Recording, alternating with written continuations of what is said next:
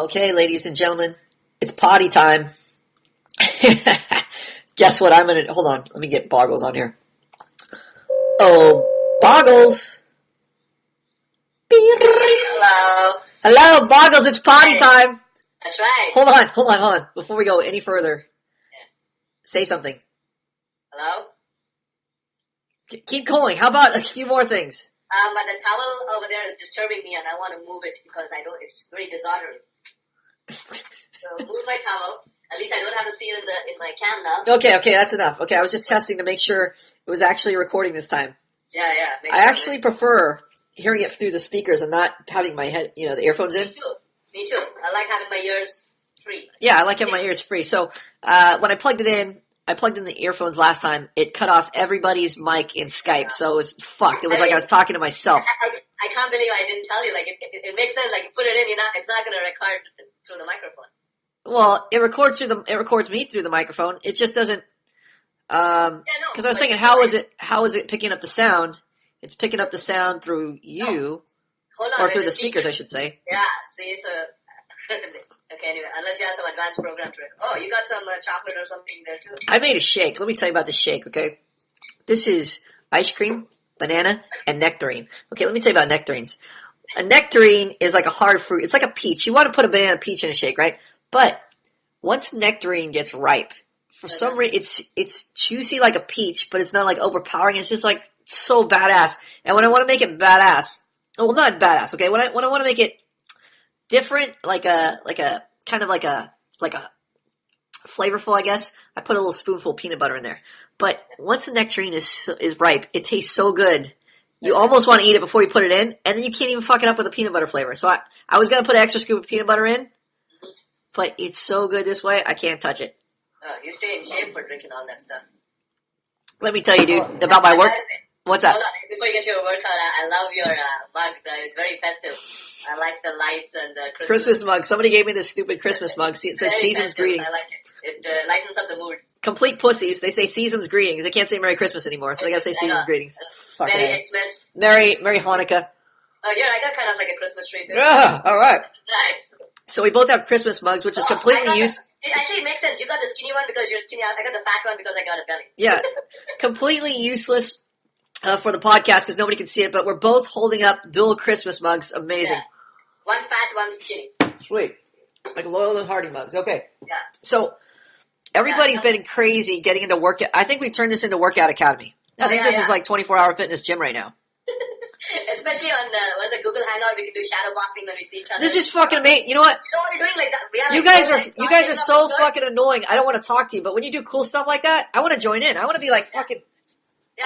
Right now, I'm shadow boxing right now. Like this is how fucking gay we are. We're shadow boxing, kung fu fighting on the fucking podcast. I'm blocking him and shadow boxing him at the same time.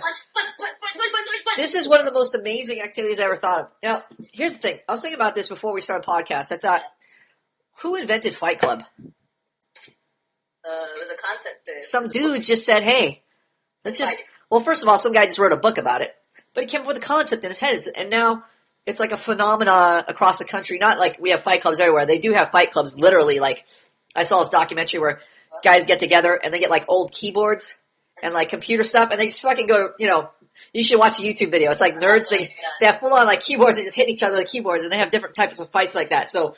Nice. They have like these themed fights, right? Where they fight with certain objects or certain things. Yeah. And it's like a fight club, but it's all stemming from the book and the movie Fight Club, right? So you think, okay, was Fight Club, where did the idea come from? It came from a guy's brain. And now it's like across the globe, or not across the globe, but across the nation, in like America. A lot of things, it comes from a guy's brain and it keeps... That's what I'm thinking. So then I was thinking, well, you gay dudes are... Like Manhood Academy. They're like Manhood Academy. It's going to be across the nation. We're just trying to get it global. Exactly. That's exactly my point.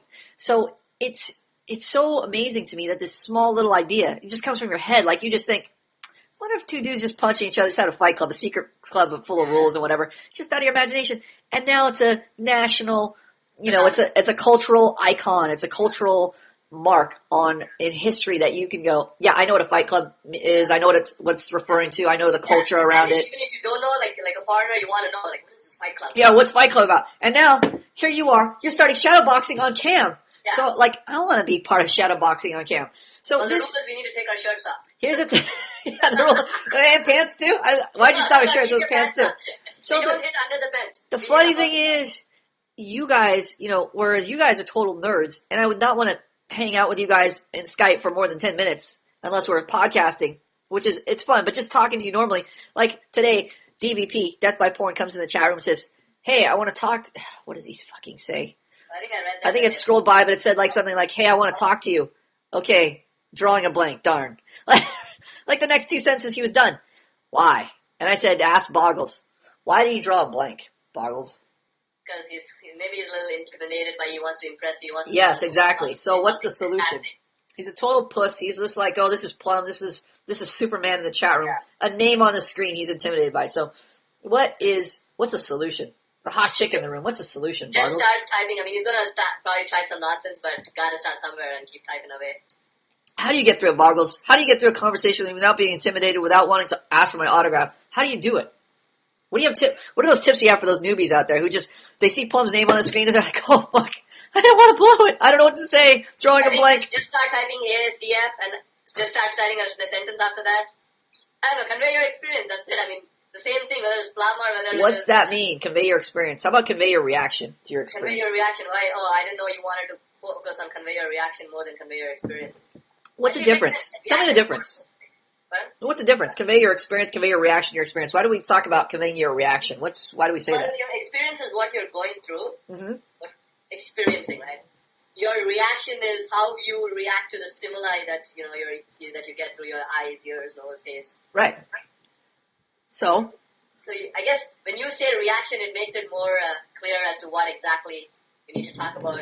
Whereas experience. So what should he be doing? Is it really, hey, here's the trick, or what's the trick? He should be telling you, about something that's going on in his life, about how it made him feel, or how he experienced. Yeah, but what's the trick? He's drawing a blank slate. He probably has like all those things in the back of his head to talk about with you, right? He has no problem talking to you, doesn't he? He generally debates me, and I get annoyed, and I tell him to fuck off. Do you guys have stuff to talk about, or do you just blank out when you start your? We do have stuff to talk okay, about. so why? So obviously he does have stuff to talk about, but he blanks when he's talking to me. So what is the difference there? He values you much more than he values me. Okay, so it's like I mean, when I'm around hot chick and stuff, even though the trainer, I still like kind of I mean, I'm able to say stuff, but every now and then there's still that hesitation.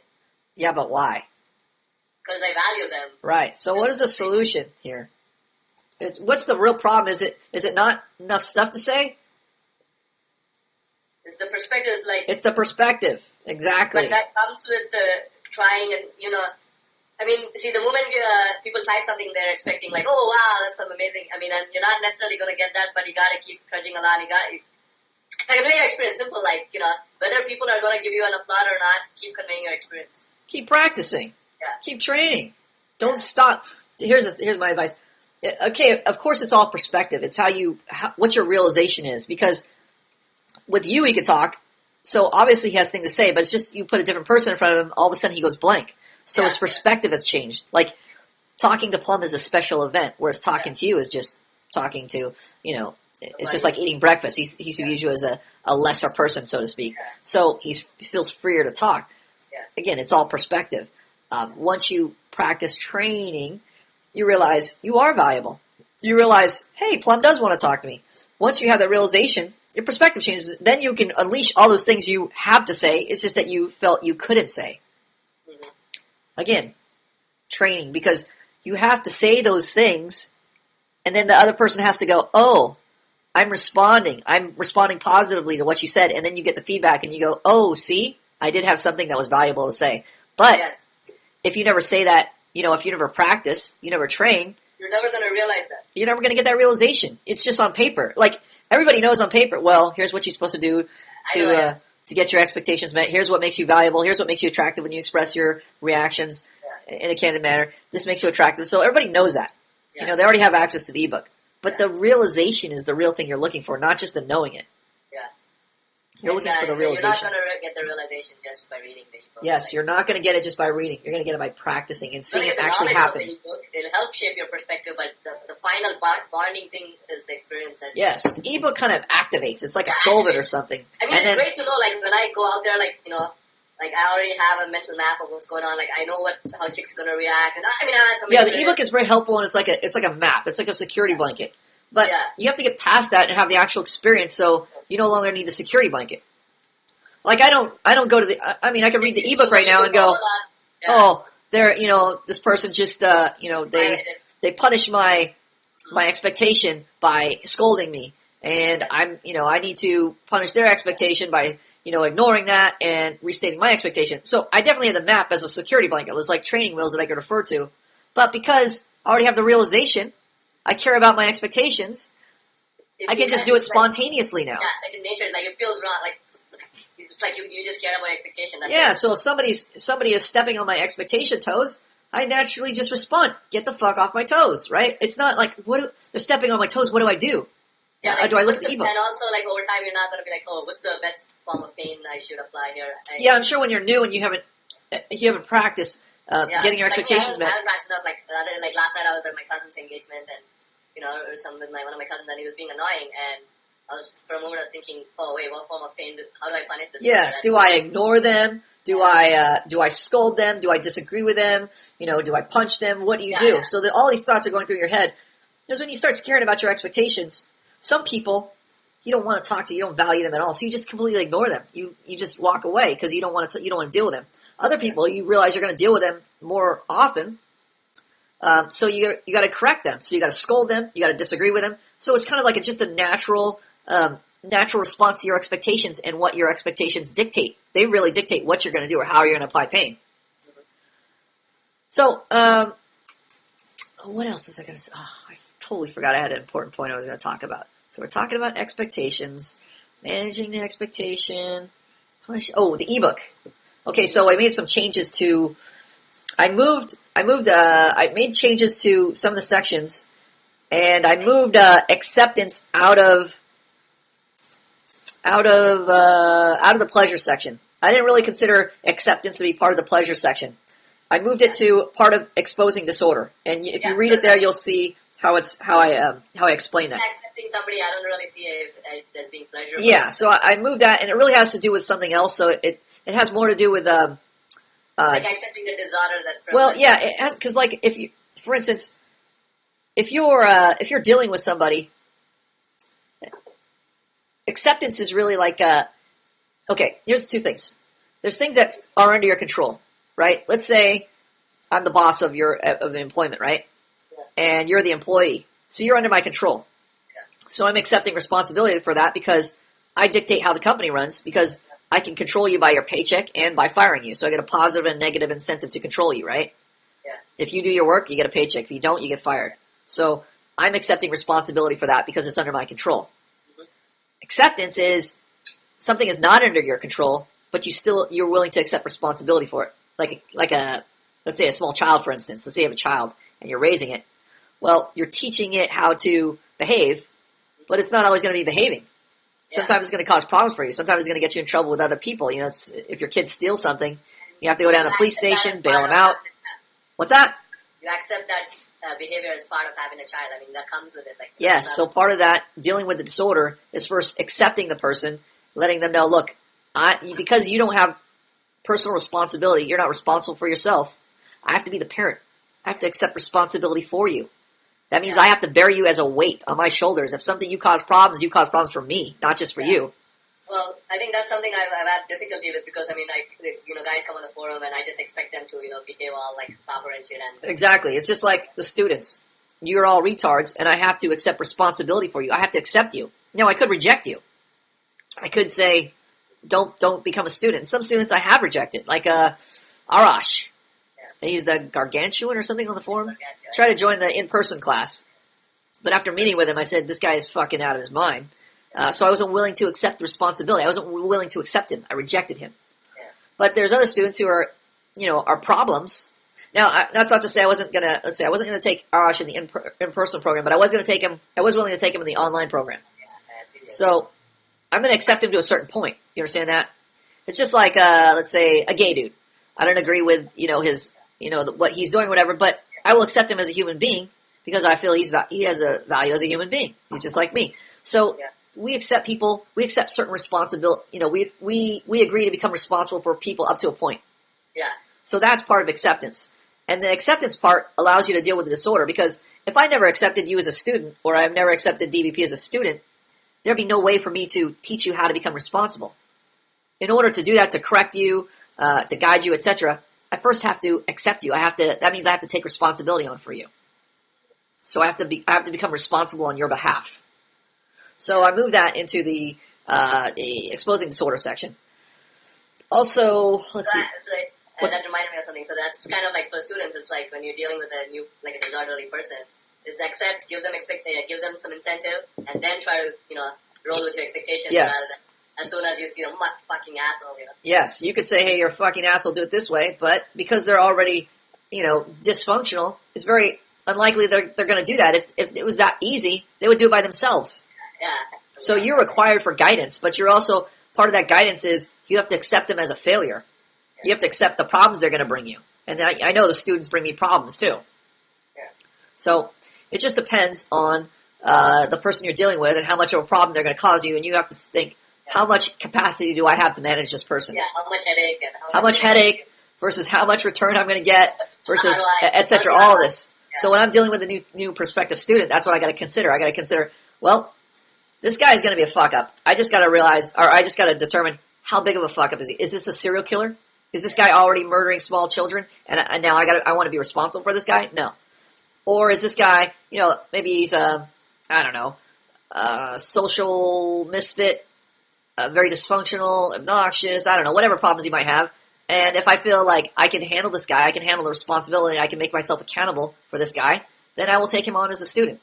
Yeah. But it is learning how to accept responsibility for that person. And that's eventually what you guys are learning how to do, is to, when you're in relationships and you have authority over people, that's the time where you got to learn to have that authority over them. Means you're going, okay, I'm agreeing to be responsible for you. Yeah. So here's my accept, incentivize, expectationalize. Yes. Acceptivize. Accept, incentivize, expectation. Yes. I tried to have more I's to it. Isis. Oh, accept I's. Okay. Okay, so what else did I change in the ebook? I changed a bunch of things.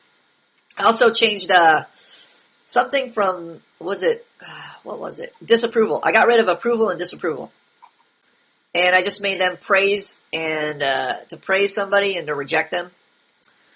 Because I think approval either goes towards acceptance or it goes towards praise.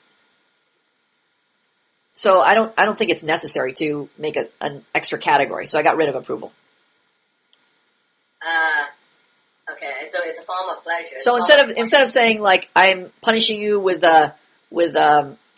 disapproval, I would say I'm punishing you with a rejection, or I'm scolding you. One of the two. I wouldn't need to say I'm disapproving you. Or if I'm saying I'm rewarding you by approving of you, I would just say I'm rewarding you by praising you. Okay. Yeah, I guess that's only how you would word up. I don't think there's a necessity for approval. I think it's covered under praise, and then I also think part of approval we think of as acceptance, where it's not really approval, because it's like if a student's doing something, if a student's doing something stupid, I don't approve of it, but I'm going to accept them because I'm trying to guide them, or I'm trying to correct them. So I'm accepting them as dysfunctional, but I'm not approving of it. Okay, say you do something that I like, and I say nice. Yeah, you're praising me. You're giving me praise. So your approval would really be praise. It would fall under praise. Would be categorized as praise? Yeah, because you're really saying praise is really, it's like a reward. You're saying, I like what you're doing. That's like praise. That is praise, okay. Right. So I think approval is really... When I think praise, I think flattering or something. I guess it is the same. It's the same type of thing. It's just if I say, nice job, that's praise. If I go, ooh, you did so good, that's awesome, you're getting a promotion, that's also praise. So there's a range of praise. There's, small praise like, good job, pat on the back, you're praising them. Whenever you're, rewarding and saying, let's look up the definition here real quick. Like, for example, I told concrete, hey, I like you for the fact that... Yes, you're praising him. You're praising him, exactly. Praise is to go... Let's see. The act of expressing approval, or admiration, or condemnation, or laudation. So approval is already implied. So it covers a lot of things, praise. Yeah, it's covering a lot of ranges, a wide range, so I think approval just falls under there naturally. The state of being approved or admired. So it's not necessary that praise only means, oh, you're a baller, bro. You're so, It's Right. not- It covers a wider range. So okay. Yeah. we don't need approval. We're just going to go with praise. We got rid of disapproval. So praise, and what's the opposite of praise? I think I put it under rejection or scolding. Oh, okay. You can see the updated ebook, so it's available online. Check it out. I thought denounce would be the opposite antonym of praise. Denounce, praise. I don't know. So here we go. Let me check. I'm just looking through the ebook here now. There's so many more pictures now in the ebook. You know what? The pictures make the concepts clearer. Like when you look at them and you have a mental image. Like, oh, okay, that's what I need to be doing. It's very difficult to make images or illustrations of invisible concepts. Like, what is this one here? I like someone. I just common experience translated into unique reaction. Oh, I love that, dude. There's a pizza. See, now you know. Like, okay, I need to give my personalized reaction. It's going to be different from the other person. You have a mental picture of what you need to be doing. At least, even if you do not do, at least you know what to do. Yes. So I like these pictures because they kind of make the concept clear. It's like everybody has the same exact experience. We're all eating this pizza. It's the same pizza, so there's a common shared experience. Exactly. It doesn't, everybody's thinking, well, I have to have a unique, cool experience that's totally different from everybody else in the world, otherwise it doesn't matter. No, everything is a shared experience when you get down to it. From driving a car to, maybe some people haven't skydived, but even within the skydiving experience, there's a lot of people that have skydived. So wait, the shared experience is still exciting? What the hell? What? The shared experience is still exciting? What are you talking about? Like we all have shared experiences. I'm talking about the common experience, shared experience you go through with other people, or let's say they just can relate to it. Let's say you've gone skydiving before, and I have never met you. I've gone skydiving before, so at some point somebody's done what you've done. Mm-hmm. Mm-hmm. There's no unique experiences, but there is a unique reaction. So there's a pizza, and it shows a bunch of different people eating this pizza, and then it points arrows, and they're different colored arrows, indicating they're having unique reactions to the same experience. Okay, so that's where the differentiation between the reaction and the experience, okay? Yes. Okay. Let's see, conveying. So there's a bunch of pictures here. Same experience, different reactions. Okay. Illustrations of concepts, degree. I like that. I threw a picture in here to illustrate degree. Mm-hmm. I made like an abstract bluebird show it's like most people's just saying, it's all good. Mm-hmm. I went out to do something fun, it was all good. That's an abstract bluebird to me. It's no shape, nothing specific, I can't see anything clearly. And then all the way on the other side, I have a very specific, I have an actual picture of a bluebird. And in between, I have various, drawings or illustrations or depictions of a bluebird and getting clearer and clearer and clearer until finally it's an actual picture of a bluebird showing the most specific degree of a reaction to an experience and how you're painting that and bringing the other person into that experience. So one is super attractive because it's a very clear picture. It's like, oh, I know exactly what you're talking about, and I'm kind of enjoying that experience through your telling of it. It's just like when Zyger was talking about how he was kind of entering into the experience of DVP getting in the shower and turning it on ice cold this morning. So if he didn't convey that in a very detailed way, it wasn't very specific. It might be like this abstract bluebird. He might just say, oh, it was really cold. I got in there, it was really cold. It really sucked. It was really bad. So he might use these simple adjectives and not really paint a picture of his experience, using, whatever is at his disposal, whether it's facial expression, voice tone, body language, descriptive adjectives, analogies, etc. Yeah, the more specific it is, the more attractive it is, the more because, Yes, the more I can see, this is a specific element of this person. It's not just something that is blending. This person isn't blending into the background. He is actually a unique person that I am getting to know. Yeah, it's more orderly, there's more direction. Exactly. The more specific you get, the better the direction, the clearer the direction. Yeah, can you move your cam down a little? Relaxing. Hold on, I'll sit up straight. Yeah. Okay, so there's a bunch of corrections in the ebooks. In the ebook, updates, pictures are added. I added another section to the schedule to kind of clarify. I like that it's in the ebook. That's good. I've also let's see, we've added a bunch. So there's just a bunch of new stuff. So I recommend you read the entire thing.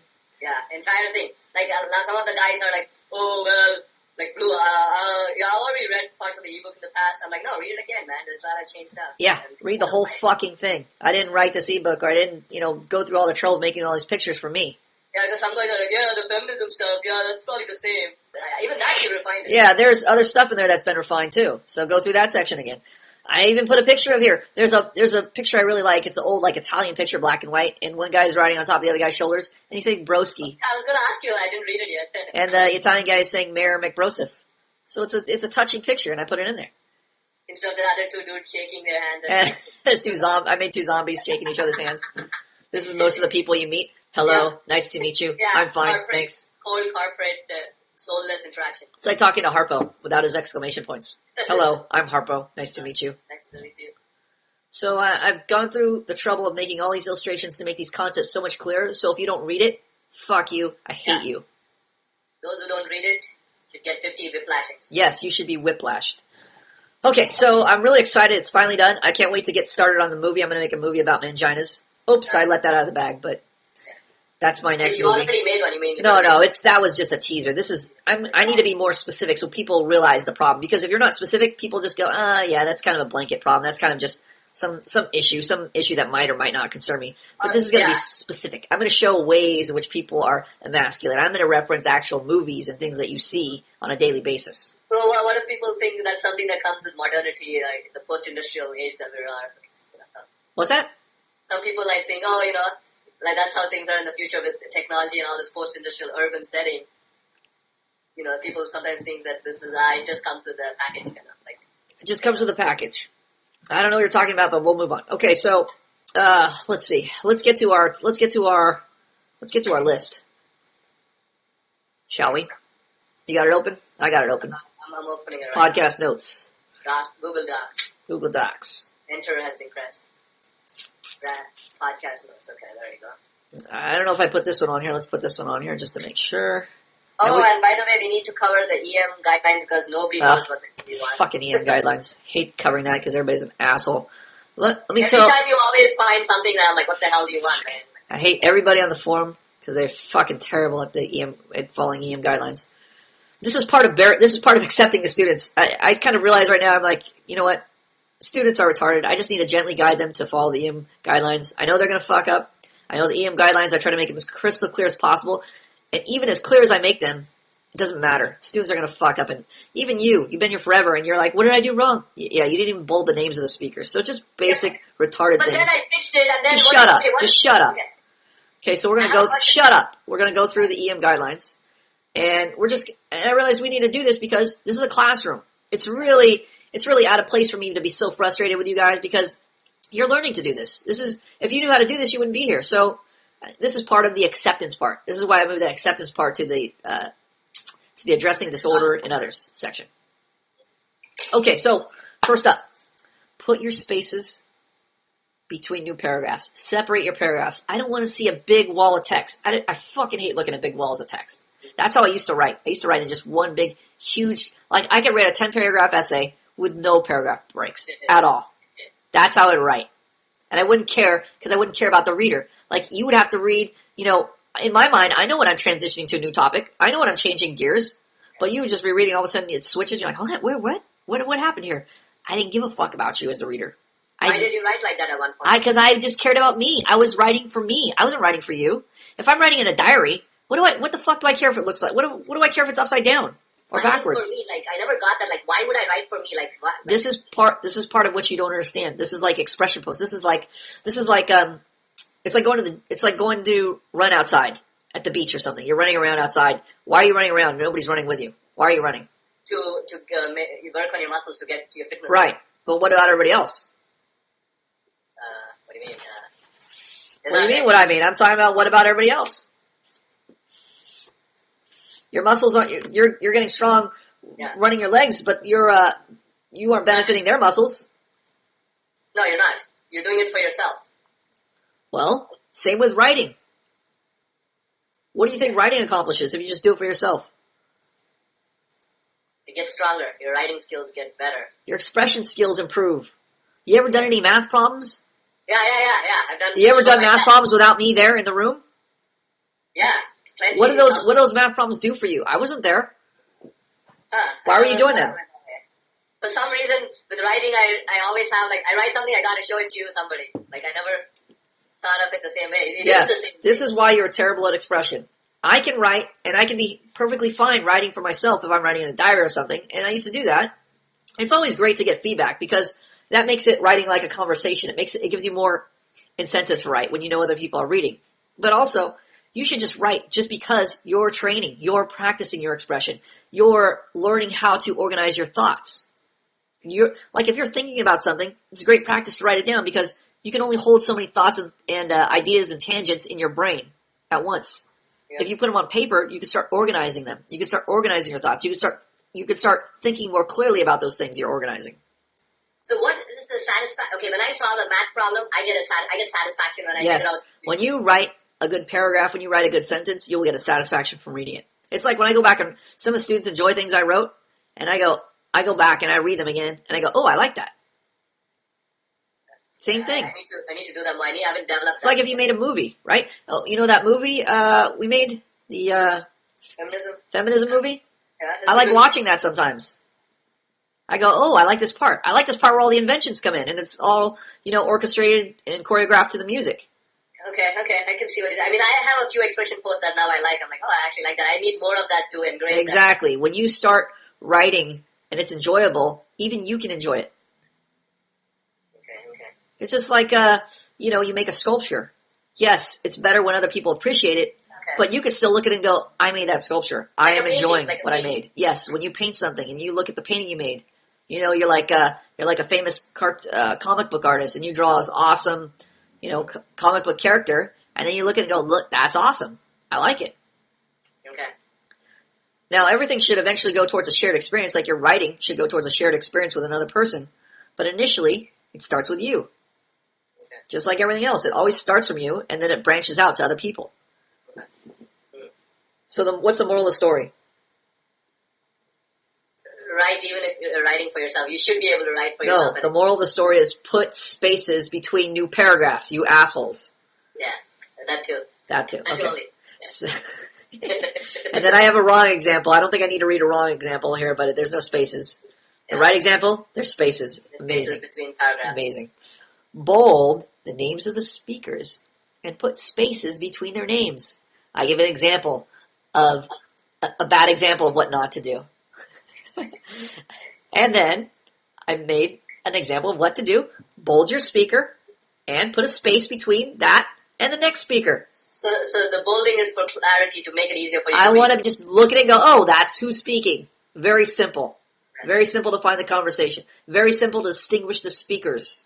Right. A lot of you guys have this fucking chick problem where you start in the middle of your story and don't explain it. You start like this. You'll just tap me on the shoulder and say, and then Billy was like all crazy acting, and I was like, Billy, why are you doing that? And Billy was like, I don't know, I just don't like that thing you did at school yesterday. And I'm like, what about what Misty said to me when I was talking to Tracy? Didn't you even pay attention to that? And I want to shoot myself in the face.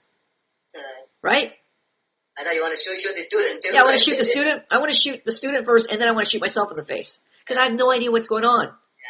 I mean, I used to write. I write like that. Like I just. Most people, they speak like that. They think you are privy to what's going on in their head. It's like you when you hold the mug and you go Christmas mug, but you're only considering me and you. Whereas we're on a fucking podcast and people have to listen to it. So I need to realize, oh, maybe it's in their interest, or at least it would be appealing to them if I bring them into my experience. So what am I experiencing? I'm looking at a Christmas mug, and Boggles is holding one up, and I'm holding one up, and they're identical, kind of, because they're both seasonal, they're both Christmassy.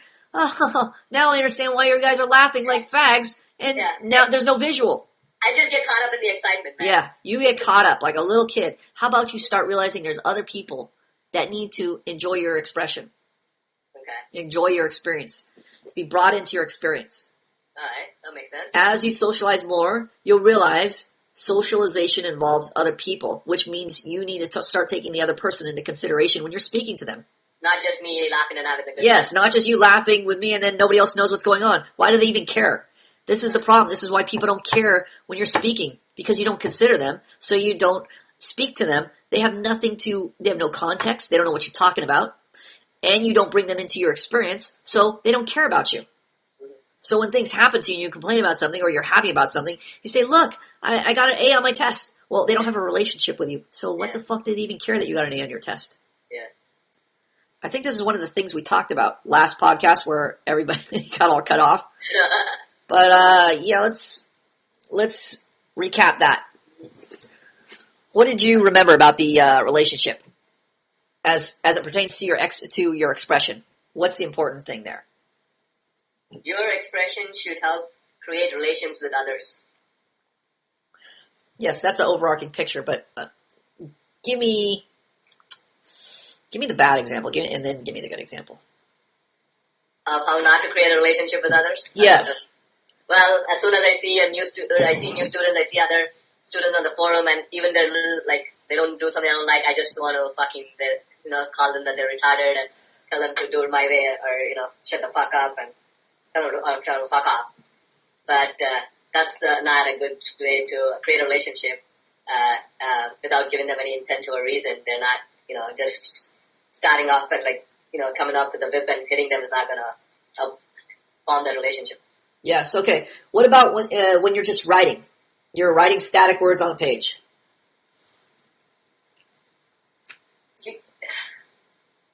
I can just think of it by helping them. Give me some examples of people you like reading and people you don't like reading, and why. Okay, I got it. Okay. I like reading... Give me off the top of your head, who are your favorites you like reading?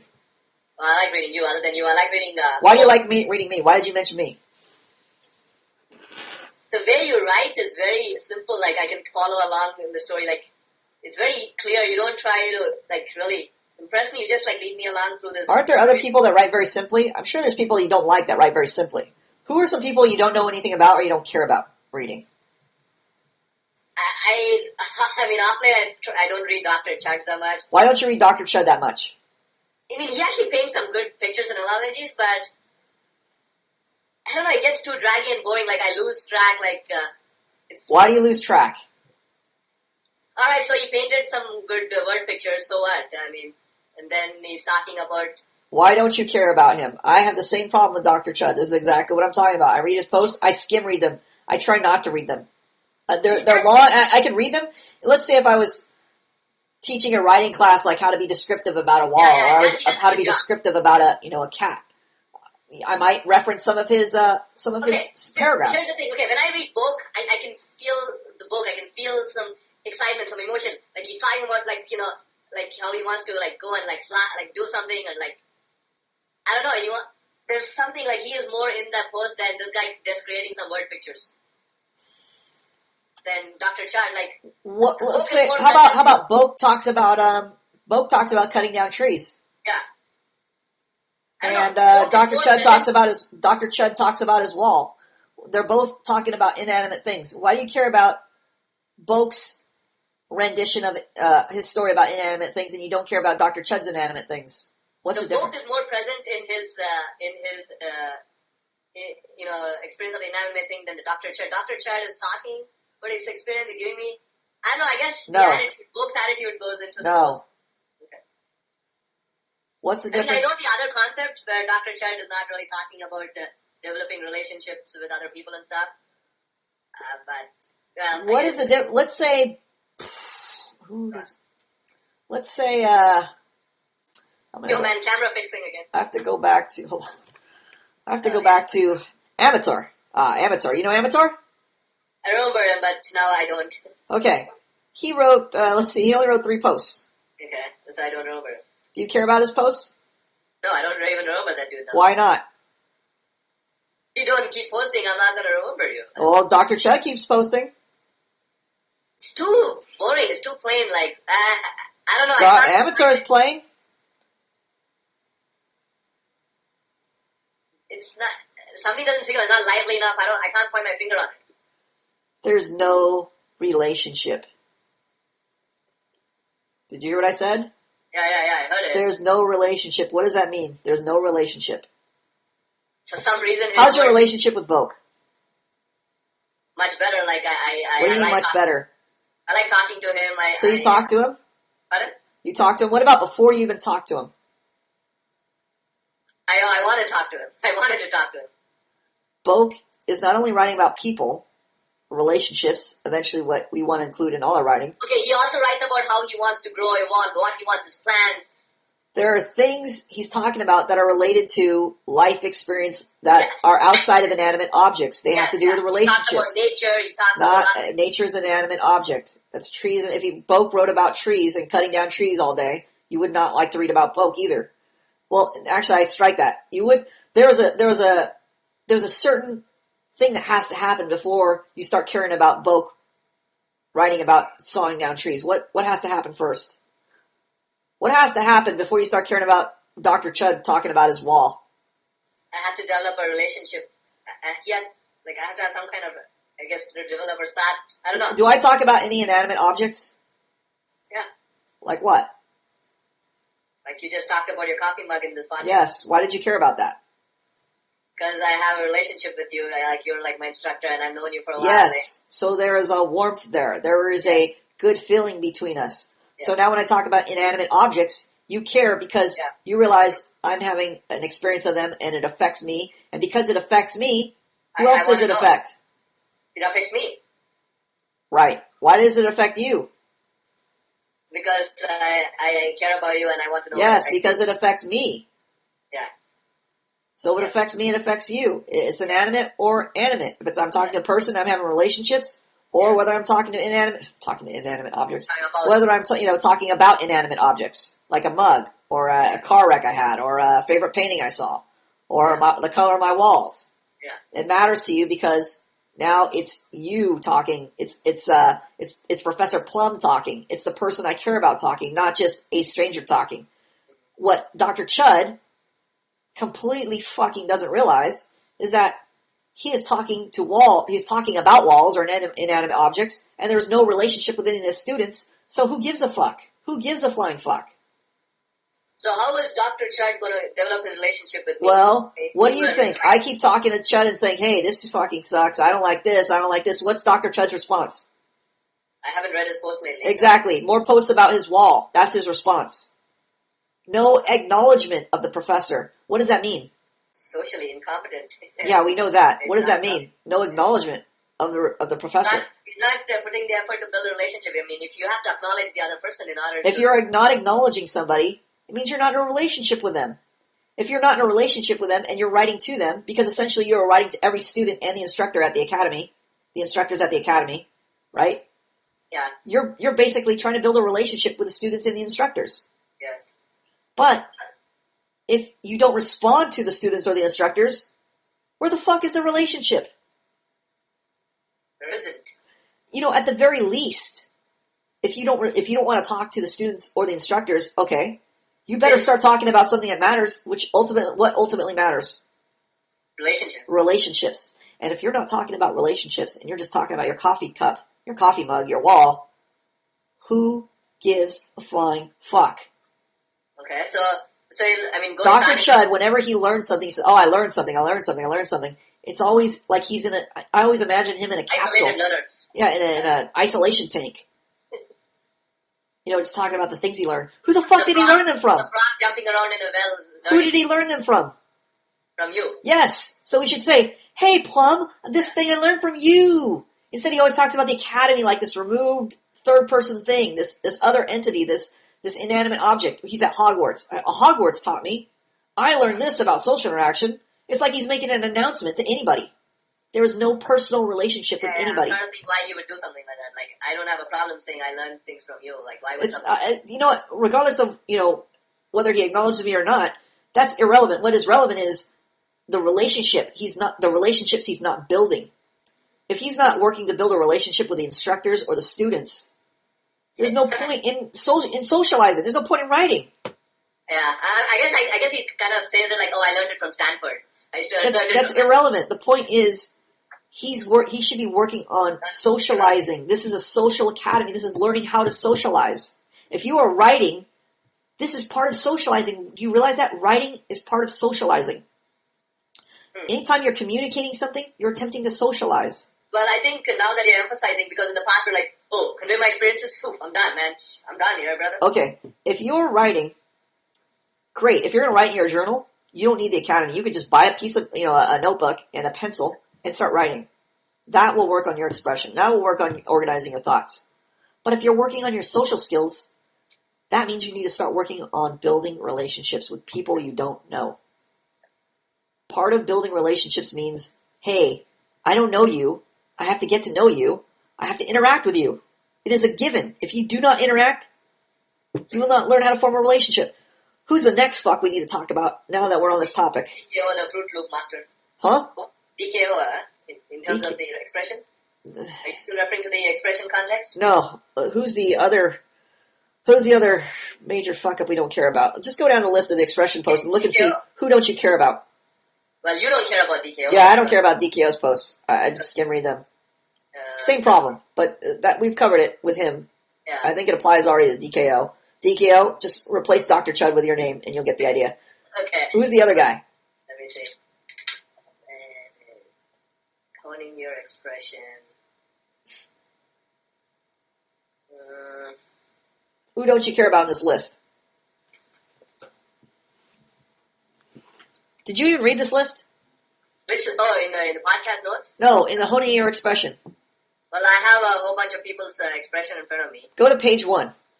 I am on page 1. Okay, just go down the names in the list of expression posts from the first page. Okay, his first one is Trezon X1. I'm talking about who don't you care about. Just point to any names you don't care about. Chad. Man, this is hard. Hold on. So you care about Treason X1 is what you're telling me. No, I don't. Then why didn't you point to him? My bad. Oh my god. It's Boggles. It's Boggles podcasting with Plum. Driving Plum insane. The very first guy I want to talk about is Treason X. Yeah. So like a fucking retard, I think, I'll just leave it to Boggles just to bring it up. Of course, Boggles, not knowing what the fuck is going on, can't even say Treason X. I don't care about his posts. He just skips it. Yes, I don't care. Yeah. He doesn't care so much that he doesn't even bother to name him. Yeah. Here's the thing though. Like, I just read people's posts just like, maybe I might pick up like a gem of expression or something, but other than that, I don't care about it. Yeah, that's what I'm asking you, if you don't care about it. Okay. No, I don't. He's got 4 fucking pages of I don't care. Okay. Actually, you know what? I don't even remember what the fuck you wrote. Okay. Yes. If I don't remember what you wrote, I don't care what you wrote, it's a bad sign. It's a bad sign for you. Treason X. I would imagine he was whining about something, but that's about it. It's an awesome description. He's writing about something. No, whining about something. Whining about something. Yes. Definitely whining about something.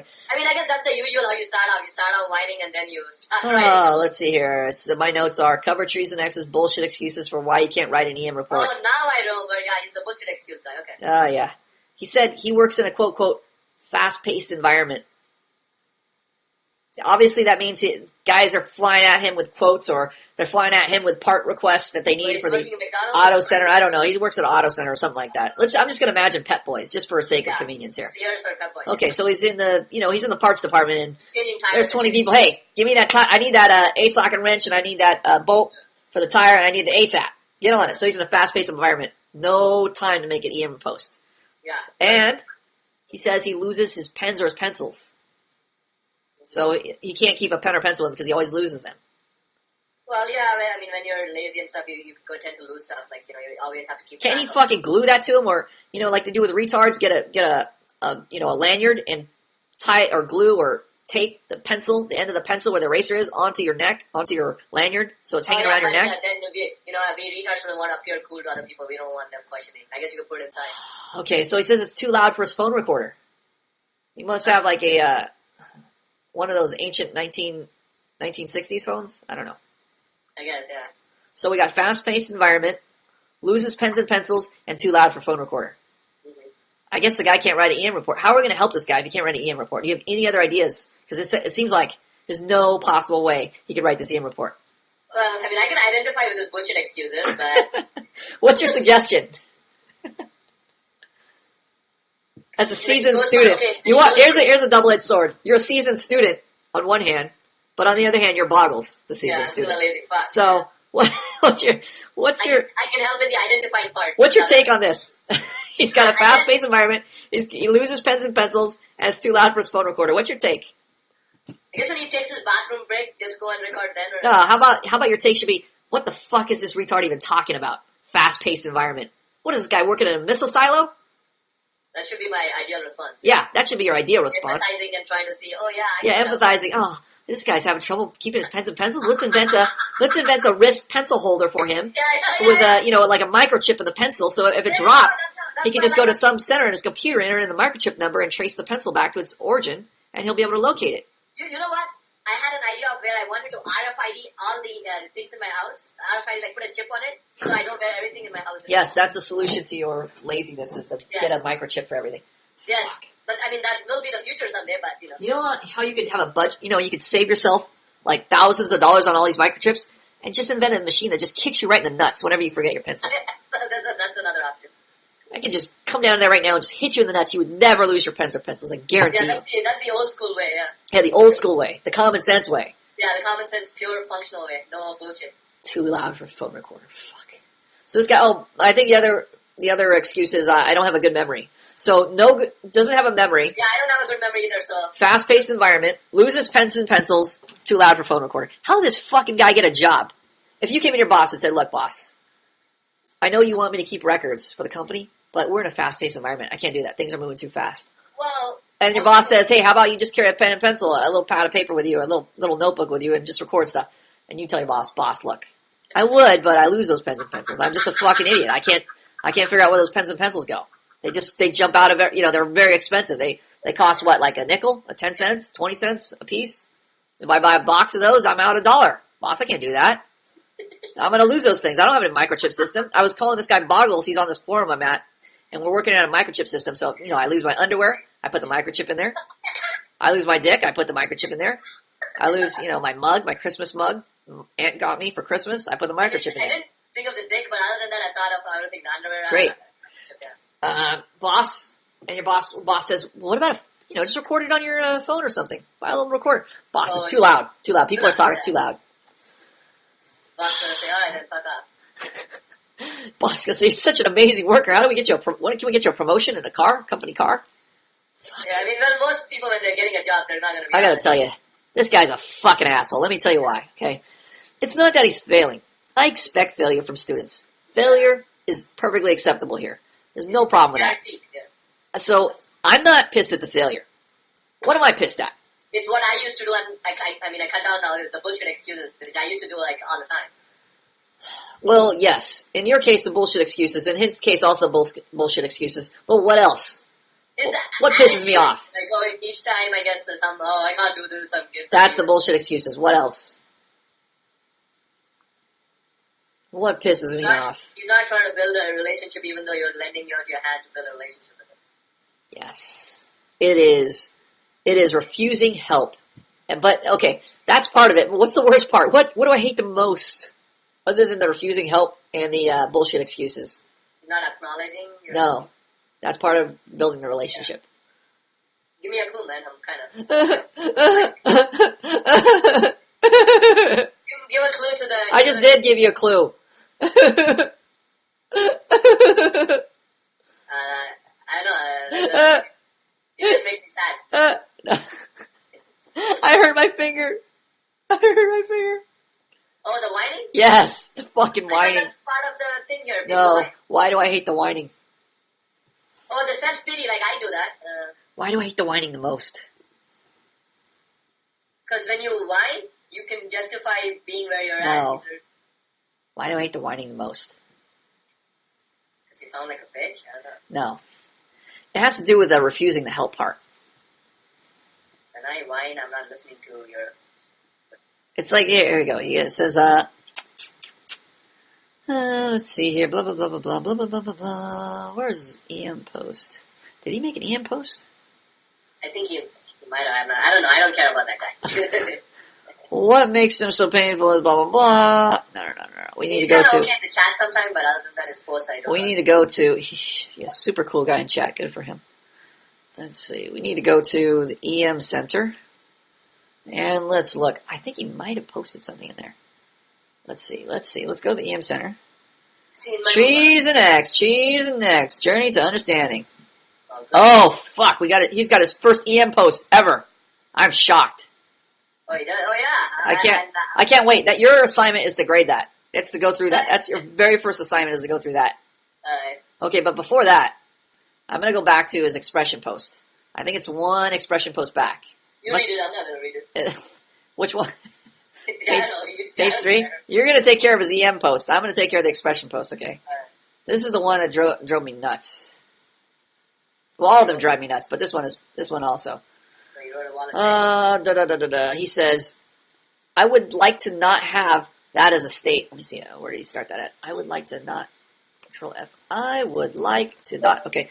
I found myself. Okay. This weekend was a complete setback. All I know is that everything I thought I was doing was reversed in a matter of hours. I had a bout with a lack of discipline, and I lost yet again. Who knows what the fuck he's talking about, right? Very vague. I'm like, what is he talking about? I realize this only happens when I try to connect with people. I'm usually very standoffish, but when I feel the need to try to connect with women, I overcompensate. I put too much of myself into making a connection. What does this even mean? I don't know. Why do I even care about all that? Yeah. In this case, I invested and compromised myself for the sake of making connections. What? Building new friendships was always a challenge for me, and I am still failing. The more I want to succeed, the worse I get at it. I kept lying. I kept lying to myself to try to stop the lonely nights and empty spaces next to me whenever I decided to do something for myself. I found myself not wanting to hold up my schedule, not wanting to invest in myself. All vague bullshit. It's maybe it's not bullshit, but I'm saying it's so vague. It's nothing specific here. Nothing to address. Nothing to address. It's like saying, I have a problem. Help. Yeah. I became the hermit I was in high school. I always go back to that state whenever something doesn't go my way. I would like to not have that as a state of being as I live my life. I want to be competent enough not to be fazed by bitch behavior. True or false? Huh? True or false? What do you mean, what true or false? How about you fucking pay attention, Bogler? I always go to that state whenever something doesn't go my way. I would like to not have that as a state of being as I live my life. Mm-hmm. True or false? I became the hermit I was in high school. I always go back to that state whenever something doesn't go my way. I would like to not have that as a state of being as I live my life. True or false? False. Why? I knew the right answer. You just look for the trick answer. I know it's got to be That's how I false. know that SAT, GMAT, and all. Yeah, great. I don't care about the right answer. I care about why you got the right answer. Well, I mean, there's something wrong where I can kind of sense it. Hold on, let me tell you. You'll sense it. You're sensing it? That's awesome. I can sense. I can guess pretty well. Fucking boggles. Okay, like I become the hermit or something like. Let's stop making everybody else suffer and let's get to the right answer. I guess the point is, he's complaining, but not doing what I told him to do. So it fucking pisses me off. I don't care about your complaining. I don't want to go back to being a hermit. Have you done your fucking expression posts other than once a month? Have you made any relationships with any of the students? How about the instructor? You're responding to his critiques? You getting in a dialogue with him? Do you have any EM posts? No, you made your very first one today. Amazing. I don't even know how you made it since you couldn't find your pencils and you didn't have your microchips in your pencils. I don't know how you made it with, you didn't have your notebook with you. It was too loud and you're in a fast-paced environment. Yeah. And you have a bad memory. I don't know how you pulled it off. This is a miracle. Yeah. I guess it's similar to when I used to whine, like, oh, Plum, I'm not getting chicks here, it's your fault. And then you're like, did you do this? I'm like, no. Yes, this is what I hate the most. When I tell you to do something, you don't do it, but you do come back and you go, oh, it's not working out. Yeah, Plum, I thought it was going to work out. I thought Manhood Academy was going to work out. Yeah. I used to do that. Fucking cocksucker. Okay, so I'm encouraged he got an EM report in. This is his very first one. I'm excited. I'm not even going to look at it until you correct it. Yeah, okay, I'll look at it later. I want you to look at it, go over it with a fine-tooth comb, and brutalize it. Just make sure you cover everything and make sure he's on the right track, and I'm going to go over your work. Okay, sure. So I'm excited that he got his very first EM report in. I don't know, again, without the microchip and his pens and pencils, and he didn't lose them, this is a shock in itself. Well, yeah. The other day on Friday when I made that EM report, I recorded my damn thing before I forget, and I wrote it down. He can't do that, Boggles. It's too loud. He has to go outside the auto store, record it. He can't go outside. The auto store's going to lose his job. He doesn't even remember where the auto store is if he goes outside it. He's got a short-term memory. Trying to make him find his way back to his job? I guess that's too much to expect of any Manhood Academy student. It's a retard academy. Okay, sorry. Now you know why chicks get sarcastic. They get frustrated with you. Can we go back to the original premise? What was the point? Chicks get frustrated with No, me. what was the point? He's whining without doing No, it. the point was to bold the names of the speakers and put spaces between their names when... Tonight is tangential. Yes. Bold the names of the speakers and put spaces between their names in your EM report. So you're going to go through this whole checklist at the end and make sure that trees and X's, EM report has all of these things. Yeah, that follows the You're going to guidelines. guide him. You're not going to go, hey, fucking asshole, your EM report doesn't have this. You're a fucking idiot. Get out of here. You're going to gently guide him. You're going to say, I look, should lead him. Wow, this that's is what not you a haven't good- done. This is what you should do. Yeah, I'm going to okay. be a responsible leader, and I'm going Yeah. to take you under my wing. I'm going to help you do this EM report the right way. Yeah, I'll try that. Even though it's harder than just punishing, I'll try it. Yes. Add commentary in brackets, not parentheses. In brackets, not parentheses. Yeah. That illustrates the concepts from the ebook, the new edition. Woo! 1.1.3. 1.1.3. Be sure to list the specific type of punishment or award you're using. Yeah. Say it's praise or rejection. And before you do anything else, be sure to read the ebook updates on the types of punishment and reward, because there have been some slight alterations, The modifications, yeah. modifications. They've also been included in the examples here in this EM post here. Okay, so there's examples, blah, blah, blah. Here she's punishing me by scolding me. Here she's submitting to my authority, etc. Okay? Point out every instance of justifying yourself and say whether it's appropriate or not. When is it appropriate, Bogler, to justify yourself to somebody? And the other person fears your authority and fears your authority. I don't know if I should use respects your authority, but Let's just say fears your authority. It's much clearer. okay.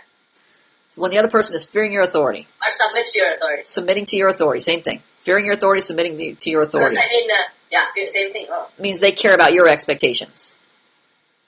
okay. How about like say like a chick is just affectionate to me, she still fears my authority. Like I look at it. Why is she being affectionate to you? Because she likes me. Like I give her incentive. Okay. But what about your authority? Don't you have expectations with her? Yeah, She I meeting do. your expectations? Pardon? She meeting your expectations? Yes, Why is she meeting your expectations? because she likes the incentive that I give her.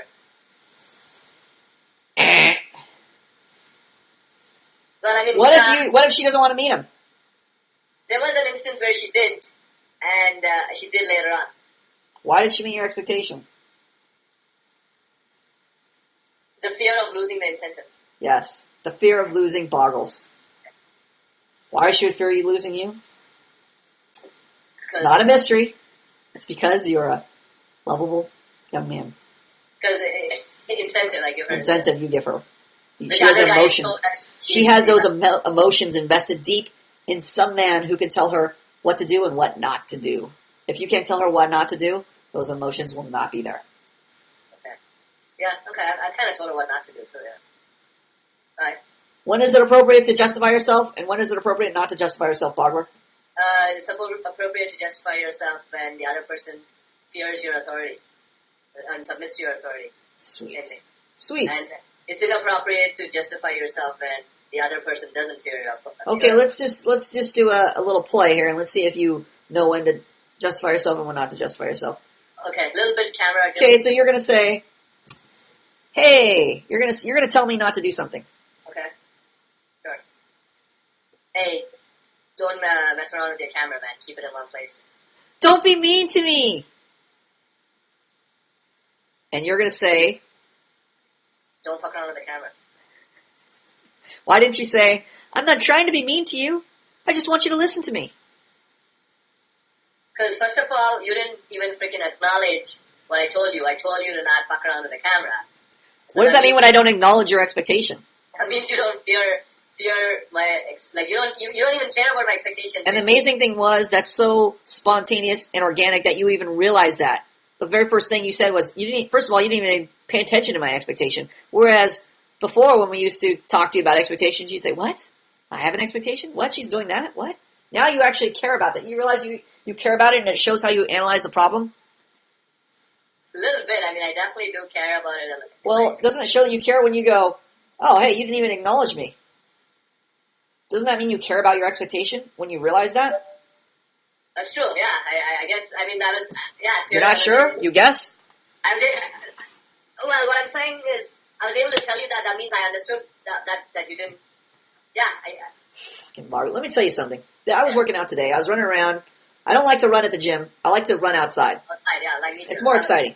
So I was running up this hill. I found this hill with like steps and things, and I could do all kinds of exercises on it. And I found like little benches. I could do all these. I'm inventing crazy exercises. Like I like to balance on the bench and throw shadow boxing blows. You man, how come you should invite me? I like Yeah, I like to do workout. I'll invite you sometime. It's pretty fun. Yeah, So- DKO did something like that. By the way. Yeah, so we were running around and doing all this crazy stuff. And I met some guys over there, and they had this crazy, like, parachute thing where you run and there's a parachute behind you. Oh, nice. I like that. And a guy was trying it, and I wanted to try it. So You this got guy one? asked me, hey, you want to try this parachute out? And I said, what? Yeah, I want to try it out. No. I said, I don't know. Looks tough, maybe. Yeah, okay, maybe, yeah. Yeah, I went complete fag. What did he say? Never mind. No. He was like, hey, he asked me a second time after some guy was using it. He said, yeah, so you want to try it out? Uh-huh. And I said, what? Maybe. I said, I don't know. Oh no, I said, I guess. Or wait, no, I said like, Maybe, I don't know. yeah, something along those lines. And then I realized Answer, you're not sure. this is so fucking gay. I want to do it. I need to do it. What he should have said is, that's the wrong answer. Say you don't want to do it or you do want to do it. Don't give me a maybe answer. That's what he should have said. But I caught myself and said, yeah, let's do it. Nice, okay. But before that, I was really, I was really stupid. I can't believe it. I guess, I don't know. Because I knew he'd kind of try to talk me into it, but it was so gay that I would even consider that. That I wouldn't just go yes or no. So even Professor Plum is gay in public. Okay. So, what was the point? What's the point? What was the point? Dude, your camera thing is bothering me, man. Stay in front of the camera. What was the point? I'm not going to stand in front of the camera unless you give me the point. What was the point? The point was, like, you noticed how I No, pointed the out point that pertains to you. What was the point? Why was I making that point? when I told you that you didn't acknowledge my expectation. How do you know you care about your expectations? But I noticed that other people are not acknowledging them. Are you sure? Yeah, I'm sure. You're not guess so? You're not maybe so? No, I know. What is the answer? Yeah, I definitely know because if you're not. When I care about my expectation, I'm gonna notice if you don't acknowledge. Yes. It. Like, I want your yes or your no. I don't want your guess so. I don't want your maybe. Yeah, it's like, hey, you better acknowledge that shit. Yeah, but that shows the fact that, God damn it, Bogler, the fact that you even noticed that reveals that you care about your expectations because formerly you wouldn't even notice that. Yeah. You would just start responding. If I said don't be mean, you would say, oh, I'm not trying to be mean. I'm just trying to do this. Yeah.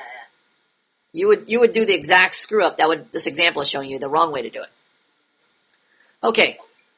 So we got, did I have example 1, example 2, introducing the expectation, don't be mean, stop whining. Okay, so I showed, should these really be called example 1 or example 2, or should they be called the right way and the wrong way?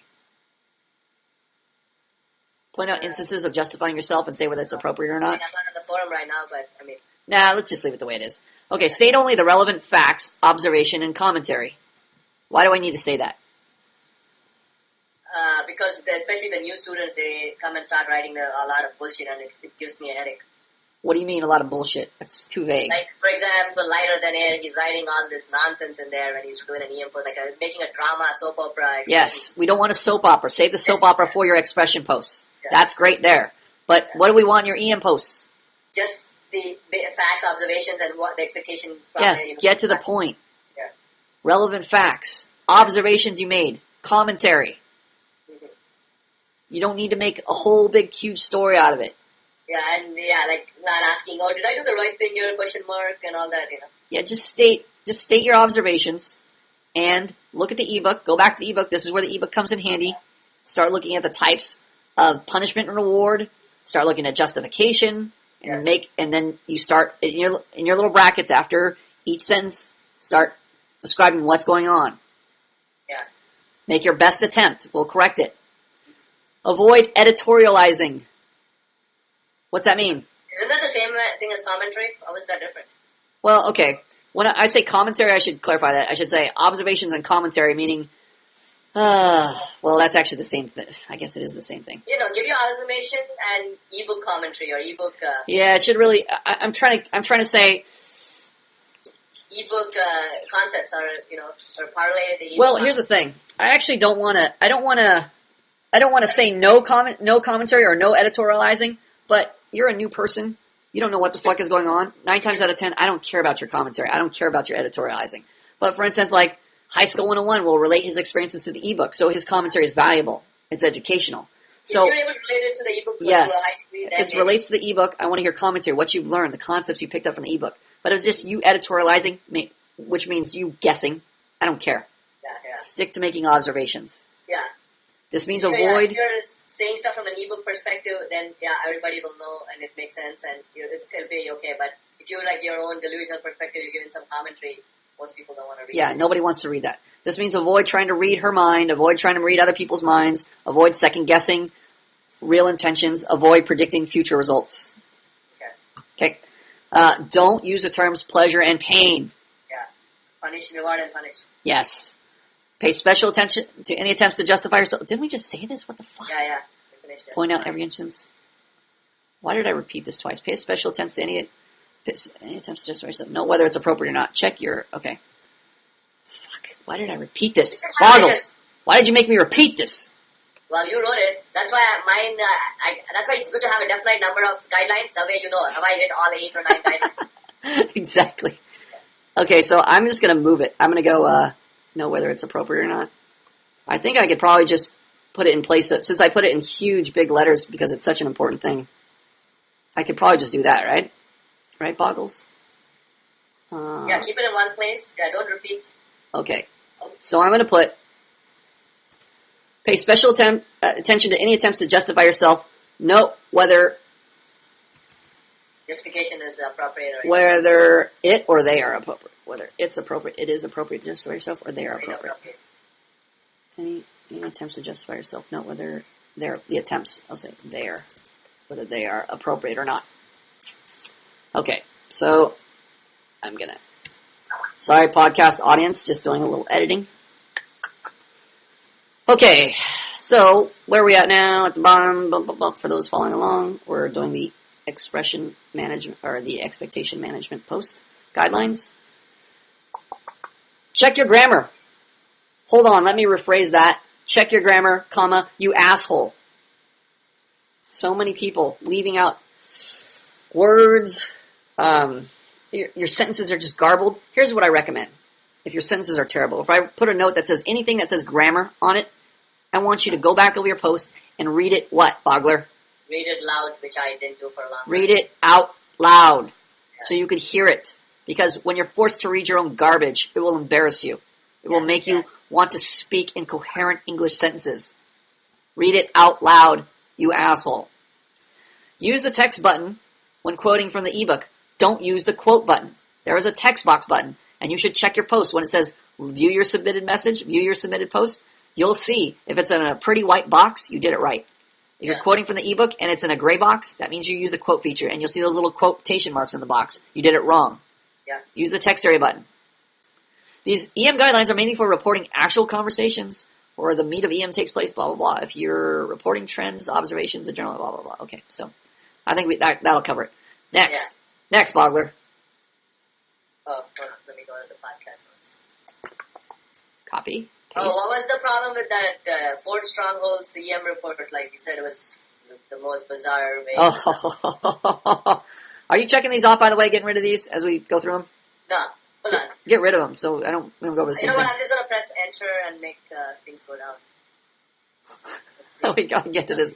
We gotta get to Fort Stronghold's EM. I gotta get this guy on the podcast. This EM report was so fucking bizarre. Yeah? Why? Yes. I don't get it, man. What was so bizarre about it? Like, Hold on. I'm gonna go. We're gonna reenact this right now. Okay. It was so disturbing. I have to fucking. Okay. Let's see. Alright, so the first 3 links in the podcast notes are over? What's that? The first 3 links in the podcast notes I don't know. You should be going to the links and checking them to make sure we covered them. Okay. But I have to get to this disturbing EM report. You ready? It's on page 2 of his EM report section. Oh, you want me to go there? Hold on. Yes. Man, navigating through this form. Alright. Go to the top. Page 2. Oh, this guy. Yeah, page 2. Hold on, let me go to page 2. Alright. Okay, where is that? Bizarre. Okay. It's gonna be in the middle. It starts tonight. I went to a popular lively club. Yeah. Okay, who do you want to be? You want to be Black here or you want to be me? I'll be me. Okay. Tonight I went to a popular lively club with some Lively club with some friends and spotted a reasonably attractive dark-haired girl with sexy bangs. I love bangs. They really appeal to me because of their simplicity. I decided to approach her. Okay, right off the bat, what's the problem here? He's giving all these extra details that it doesn't, not necessary. I mean, it's not a whole shitload of details, but they're really not necessary. You could just say, I'm at a club and I'm going to talk to this chick or something, you know. I like you can get to the like point. Justifying all the reasons why he likes this girl. Today I went to a popular lively club with some friends and spotted a reasonably attractive dark-haired girl with sexy bangs. I love bangs. They really appeal to me because of their simplicity. Who fucking cares? Yeah. This is fine for your EM post, but we don't care about your justifications for why you like sexy bangs. This expectation management section isn't to justify why you like sexy bangs. It's to get to the point. Yeah. Or he should have wrote that he's inappropriately justifying. Yeah, you should have wrote right there. Inappropriately justifying myself. Justifying to my fellow student as to why I want to talk to a girl. Justifying why I like things so students won't think I'm stupid. Yeah. I decided to approach her and be as candid as possible about my intentions, as opposed to lying to her blatantly through her teeth. Okay, the interaction was as follows. Hey, listen, I'm going to be completely straightforward with you. I find you attractive and I want to get to know you a little better. What's your number? Blushing and laughing. I'm completely serious. Enforcing expectation. What the fuck does that mean? What does it mean when he's enforcing expectation? He's stating an expectation that he's serious. Yeah, he has no idea what he's doing. He should be saying, if he's enforcing an expectation, what does that mean? He's rewarding or punishing. To enforce an expectation is to reward or punish. To say you're enforcing an expectation in brackets tells us nothing. It's like saying, I'm talking to a girl right now. It means nothing. If you're saying, I'm talking to her by using my good voice tone, or I'm talking to her and telling her about my life, then it explains something to us. To say you're enforcing your expectation means nothing. Follow the EM guidelines. They would help you with this. Yeah. But they will say he's punishing or rewarding, then can he say enforcing expectation by punishing? Yes, he can say, I'm enforcing my expectation by punishing or rewarding. Right, or he could say, where's his expectation? That's his expectation to get the number. And he's saying, I'm completely serious. What does that mean? What is I'm completely serious, by the way? If she blushes and laughs, she says, what's the expectation, first of all? His expectation? Yes. That he is serious about getting No. Okay. Fucko, it says enforcing expectation. What is he enforcing? Something that's already stated. So where's the expectation? Look at the brackets. Yeah, he's saying enforcing expectation. No. Where's the expectation? If it's already being enforced, it had to have been stated before. Where's the expectation? What is your number previously? Yes. God damn it, Boggles. This is not rocket science. We're doing the same thing over and over. Come on, get with the fucking program. What is your number? Stating expectation. Yeah. Hee. Blushing and laughing. Uh-huh. Okay. So, what is I'm completely serious? What does that mean? Stating another expectation that he's serious about getting her number. No. If you say, what is your number? That's your expectation. And I go, oh, okay. He's trying to punish her. No, fuck, yeah. He's trying to let her know he's serious. I don't know, man. God damn it, Boggles. Yeah. What is your number? If I blush and I'm laughing, why does he say I'm completely serious? Why is he saying that? Okay, because she punished his expectation by ignoring and just laughing. And he's trying to... if she's laughing, why does he say, I'm completely serious? Because she's not taking his expectation seriously. He's noticing some problem. I'm completely serious. Uh-huh. Why would he need to say that? Because she's not taking his expectation seriously. He's trying to... What is he doing? Is he enforcing his expectation? There's only like one or two other choices. Yeah. No, fucking he's just Boggles. Look, what is your number? I'm completely serious. What is he saying? Why is he saying that? Because he's not taking his expectations seriously. So what is going on? What is he saying? Why is he saying that? I guess he's punishing her by saying... He's not. I'm giving you a hint. He's not punishing her. He's just stating another expectation. I'm giving you a hint. He's not stating another expectation. You're down to like two more choices. What else could he possibly be doing? There's only two more choices. I'm going to give you another hint. Okay, He's not rewarding her. He's not telling her, good job, buddy. He's repeating his expectation. He's not repeating his expectation. You're down to one last choice, I think. I don't even know what that choice is. It's a major choice. Give me a clue, man. No, it's a major choice.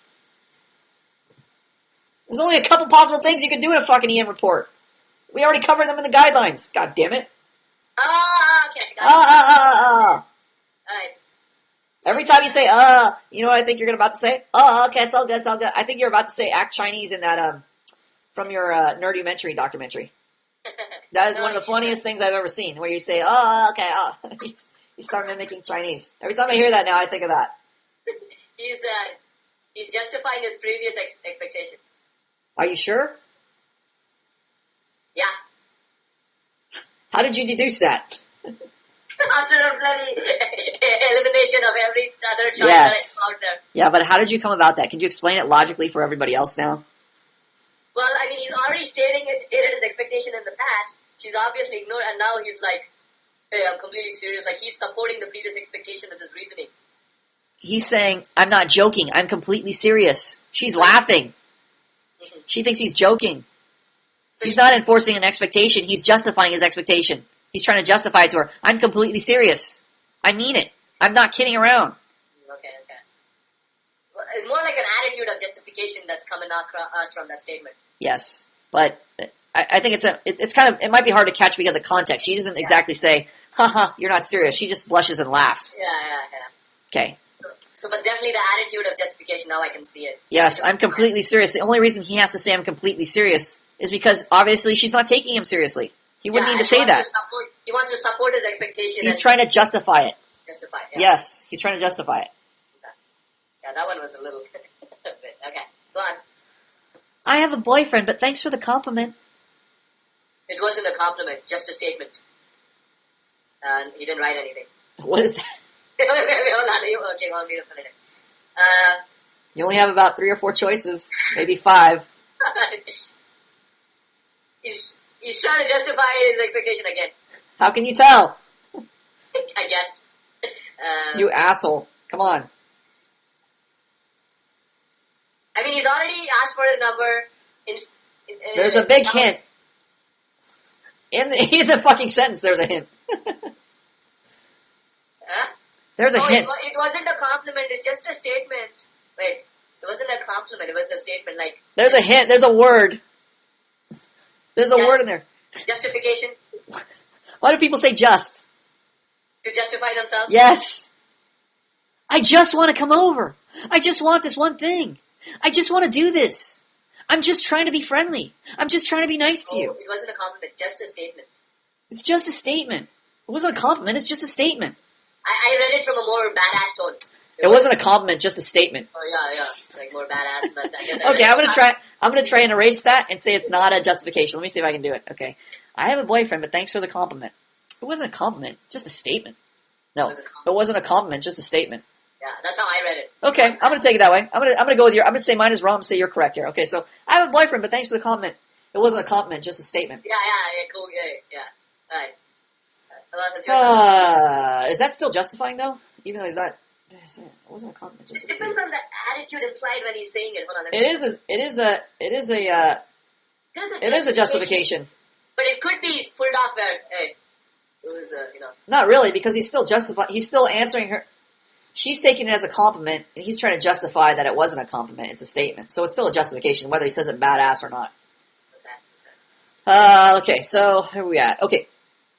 Say it again. Say your line again. This is where it gets bizarre. This is where it gets weird. Yeah, it wasn't a compliment, just a statement. Well, you're kind of an idiot. You're a kind... No. You're a kind You're a kind idiot.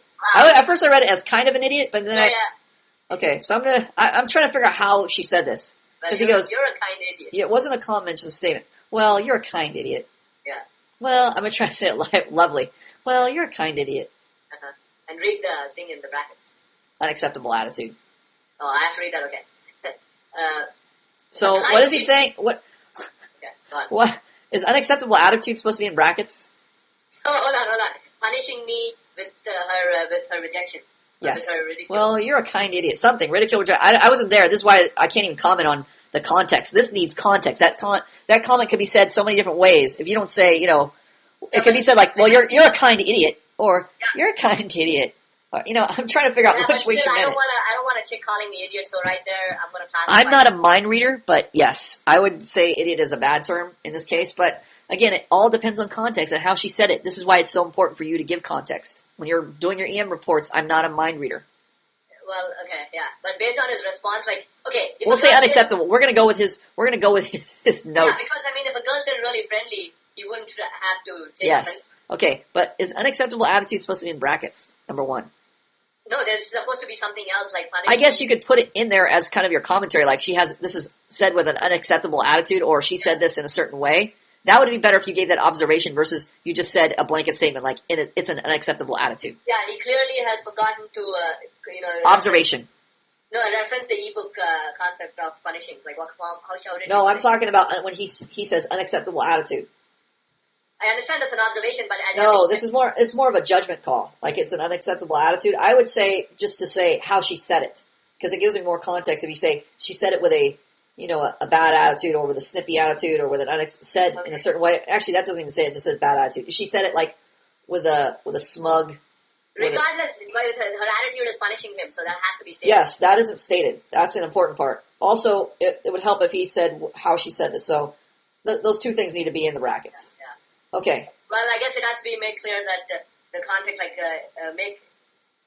guess... We should... Here's the problem. We should not be fucking talking about this for 5 hours. It should be straightforward. I should be able to read it and know what's going on. That's how I know you have a good EM report. So the fact that we're discussing this one sentence is unacceptable. So he should mention the tone of the voice or something. Yeah, something to indicate how things are being said. Especially some kind of statement like this. That way we don't have to, rattle our minds to figure out what the hell is going on. A kind idiot. I've never even heard of that. Okay, anyway, keep going. Alright. A kind idiot. I don't like your attitude. It's completely unsexy and it turns me off. Reprimanding, disrespectful attitude. Let me hold your hand. Wait, hold on. We didn't finish that. Okay, go ahead. A kind idiot, I don't like your attitude. It's completely okay. So I guess he should have written punish disrespectful attitude by disapproval, but... No, we don't use disapproval anymore. But the rejection. Yes, or scolding or rejection, either one. Yes, scolding or rejection. See, when you say rejection, I generally think of rejection in the traditional sense where a girl rejects you. Well, then use scolding, either one. Okay. But I guess as a man, you're rejecting her... You're rejecting the attitude, basically. Same connotation. Same connotation, okay. Alright, so he should have written punished by rejecting her attitude. Okay. Or is reprimanding acceptable? No, we want punishment. Keep it simple. Okay.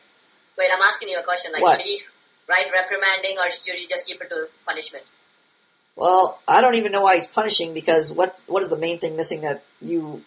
This is your problem right here. This is classic Barbara problem. What's missing from this? Incentive. Yes. Who cares? Yeah, but, I mean, if a chick is acting a bitch, I don't want to give her incentive. I want to tell her to fuck off first. Well, then give her incentive. Okay, alright. Here's Barbara at the front. Hey, listen, I'm going to be completely straightforward with you. I find you attractive and want to get to know you a little better. What's your number? Let me put it more in Barbara's. Hey, I see you have a nice car there. I want it. Give it to me. Oh, God. Yeah. Bangla style. Bangla style. I think you should go in Bangla style. Hey, I see you have a job there. You probably have money in your wallet. I want $100. Hand it over. Bangla style. BS style. Bangla style, right. BS style. Right. Okay. So, yeah. So he should... So wait, when he's making his EM report, he should write punished without incentive, without giving enough incentive. Yes, punished without giving any incentive. Okay. AKA Bangla, okay. Just say Bangla style. Okay. So you do your thing. Black hair. I hold your hand. I hold your hand? Okay, that's kind of weird, but it is. What do you mean, but anyways? This is what fucking makes it all bizarre. She calls him a kind idiot, and then she holds his hand? I mean, this is totally... That's why it threw me off. I'm like, how did she say you're a kind idiot, and then she's holding his hand? And fucking Bogler is so retarded, he just skips it completely. Oh, by the way, let me just hold your hand now. What the fuck? Maybe she likes him. Yeah, how would we fucking know? This is so out of left field. It looks like they're about to have a fist fight, and all of a sudden she's holding his hand.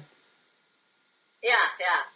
Well, yeah, I guess when you're starting up and you're incompetent, you're not going to see these minor things like... Yeah, but I can't tell if this is a lie. Like, to me, this seems like a delusional lie. Like, this guy's just making this bullshit up. Wow, I wouldn't see a reason why he would do that, but I don't know. Maybe because he's a delusional student? I wouldn't see a reason. Of course you wouldn't see a reason. You fucking don't pay attention. Well, I mean, when Ford Stronger, when he's in the chat, he comes off as being legit, like not, he's trying to bullshit it. I don't know. Well, maybe he is legit, and maybe she just reached out and held his hand. Yeah, and he didn't see it. He was just on confrontational mode at that There point. is no context here. They could be, I don't know if they're boyfriend, girlfriend. He's known her for a long time. Like, a girl's not going to just reach out and hold your hand if there's a fight going on. This is all out of character. There's something wrong here. Something's missing. Unless she's super drunk, I don't know. I mean, yeah, but there's no context. That's why it doesn't make any sense. That's why I'm reading this going, what the fuck is going on here? Alright. And meanwhile, Barbara's like, oh, by the way, don't worry about it. I'm surprised Barbara didn't just say, and then she rode my cock. And then I said, listen, keep your boyfriend, but lose the attitude. And then I got her off my cock. Well, Barbara would have just said, oh, yeah, no problem. Just justifying there.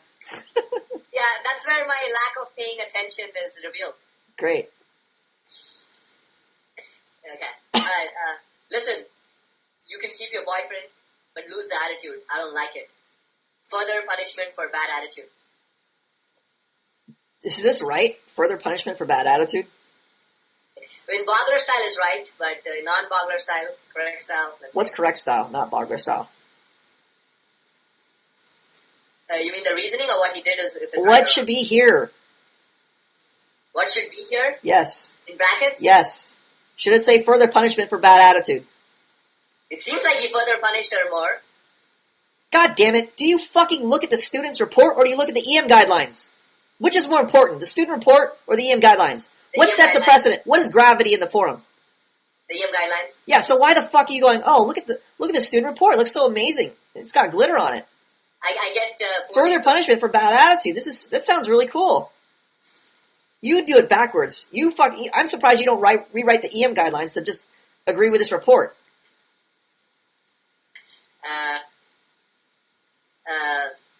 So, he definitely punished her. Let's pretend there was punishment. What should it just say? Don't even read it. Just pretend there's punishment there. What should it say? Punished her by rejecting her attitude. Okay. What does it say? Further punishment for bad attitude. What should it say? Punished her by rejecting her attitude. What's the important part I want to see there? Punished her by rejecting her attitude. What's the important word I'm looking for? Well, two important words. One of them you said. Well, actually, you said both of them. Punished her by rejecting. Punished to reject. Punished, and how did you punish? I want to see punishment, and I want to see rejection, or scolding, or what type of punishment you used. Those are the two pertinent things. Saying further punishment for bad attitude, this is telling me a story. I don't care about that. Even though to me it's like, oh, further. I mean, why am I distracted by the word further? Yeah, why the fuck do you even need further? Just put punished by rejection. Who cares? You're trying to justify all this. Further punishment for bad attitude. A justification. Is this a justification report or an EM report? Oh, so you don't really care if it's further because you're going to be punishing multiple times in some scenarios. Who the fuck cares? The problem is you could see in the mindset he has. Further punishment. Why? Why? Why? Further punishment. Why? What does it say? In his mind, he looks what at does it say? Further punishment. What? Huh? Read the goddamn sentence. What does it say? Further punishment. For bad attitude. Yes. Why does he say that? He wants to let us know that he further punished her. For her bad attitude. What does that mean? What is that? Why is he writing it that way? What does that tell us? To me, it tells me that he's telling me, hey man, I punished her, and then I punished her further for that attitude. To me it says, I'm Mr. Justification Guy. By saying that he further punished her. All the EM guidelines just say, just tell me what you did. Punished by rejection. Punished by scolding. Punished doing this. Punished. So He's trying to tell a story to make everything coherent here. I don't care. Yeah, because if you punish the third time, there'll be further. Like Great, good for that. I just want to know the context, like why she's holding your hand, just things out of left field. I want to know why they're doing things. And then I want to know what you did. Just specifically what you did. I don't care about the reasoning behind it. This is not a justification report. This is an EM report. Even though in his mind it seems like, oh, I further did something. Who the fuck cares? Okay. How many times are you going to fucking punish? You're going to record every time. And then in the next instance of punishment, the punishment went further. The attitude was going further. Who the fuck cares? All you need to know is when the punishment happened, and then you need to know when submission happens. Okay, you don't care if it was more extreme or all that shit, okay. Why would I fucking care? I got Wouldn't I caught know up. by the description if you said punished by scolding or punished by punching her in the face? Wouldn't I know there was a difference? Okay, alright. Alright. And wouldn't I be able to read just by reading the thing? And I yelled at her, punished by scolding, or I told her don't do that. That's wrong. Punished by scolding. Wouldn't I be able to tell by context what's going on? Alright, okay. Not bad. God damn it. Alright, your turn. Moves on. That's it.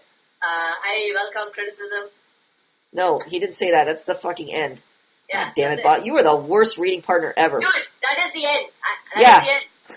How about you tell us that? It sounds like you're still reading his part. It's just him saying my that. bad. Sure. God damn it.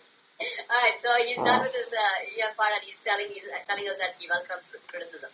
Yeah, thank you for that. Oh, hey, Bogler. Okay, so this EM report, I don't know what the fuck is going on here. I'm so confusified. I have no idea what's going on here. This is why I was so disturbed by this report. All of a sudden he's slapping her, then they're holding hands, then I don't even know what's going on. So I need clarification. Yeah. I have no idea what's going on. I assume like some drunk, like retard chick, but other than that, clarification is necessary. Who knows? Without any explanation, who knows? If I have to guess, it's wrong. I already know. If I have to guess, the rule is it's wrong. Lack of explanation leads to retardation. Yeah. Lack of explanation leads to retardation, exactly. Next. That one gave me a headache. Next. Next, we're done with this post. Oh, you mean next podcast note? Yes. Okay. We went over DM guidelines. Fucking delusional retards. Minutes but nothing. Why doesn't Morning Glory respond? Wait, I think you did that in the last podcast. Which one? That's the Wolf's post. The whose post? Wolf's expression post. Okay, what did I say about it? Fucking delusional retards. Like, basically, he's writing a post. Minutes go by. Why doesn't Morning Glory respond? Plum, can you advise me? Oh, we covered that. Okay, we covered that one. Yeah. Oh, let's get to something cool. Yeah. You need one project in your life at all times. Death by Porn says, yeah, I never thought I'd live like this either, blah, blah, blah. Plum said, something you can do to keep you busy. Okay. So I was talking to DVP in the chat room. Where is that? Nothing. I was talking to DVP in the chat room, and I told him, look, you need to have a project in your life at all times, some kind of background thing you're working on. Like, for instance, I have the ebook I'm working on. And then when I'm done with the ebook, I gotta work on a movie. And then when I'm done with the movie, I'm gonna work on something else.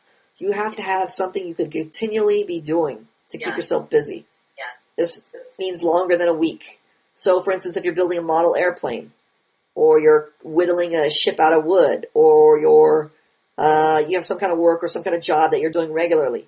How about working out? Working out. That's a perfect example. Like you're trying to get to a goal, working out. You want to do X amount of push-ups or something. Six-pack abs, something. Six-pack abs. Or you're working on your expression posts. You want to do X amount of expression posts. Or you want to do you have some goal for your expression posts. Reading books. Reading books. You want to read X amount of books or something like that.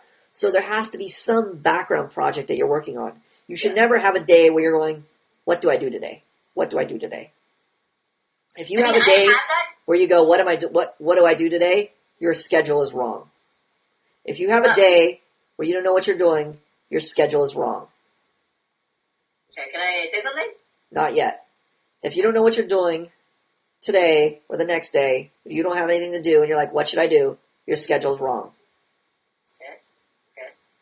That means you need to have something that you can be doing. You don't have to do it, but it's something that you can always do. Like, I can always be editing the ebook and making it better. I can always be working on my next movie for this, or next podcast or something. There's got to be something I can be doing to keep myself busy. There shouldn't be this downtime where I'm just like twiddling my thumbs thinking of stuff to do. Yeah. Well, I have something to say to that. Yes, go ahead. I'm, fucking disorganized and my schedule I've not been able to follow, but, there's very few moments like say I get up and like, oh, what do I do today? More or less, I will start doing something. I'll tell you why, because I'll just go on the forum, start reading. Maybe I'll write an expression post, or I'll just keep reading. Or I'll go and if I hang out paperclip, I will, even if I'm by myself, just reading the forum, I have something to do. Okay, as long as you have something to do. But you should have something to do that's working towards something. Reading more. That's what, maybe I need to clarify that. That's probably a really crucial distinction. It shouldn't be just like a video game, like you're playing a video game just to kill time. This is not a time killer thing. This is working towards something. So if you're reading posts, if you're reading EM posts, then you should have the goal like I'm going to respond to the post, or I'm going to correct the post, or I'm building relationships with the students. You have an actual goal you're trying to achieve. I'm trying to increase my understanding. Yes. So you should, let me put the note here. Not to kill time, but to achieve something, to attain something, to work toward something. So this is not a time killer activity. This is to get someplace with something. I don't see when you type. It's not updating. Right, because I'm typing on my screen for my personal notes. Okay. So, let's see. Yeah. As long as necessary, da-da-da-da-da. Cover that. That's on the next podcast. Okay. Oh, okay. This will condition it forward. Well, there's two things. You're getting shape with seals, da-da-da. Okay. Got a workout goal to slowly climb towards. Oh, do we cover workouts, by the way? Yeah.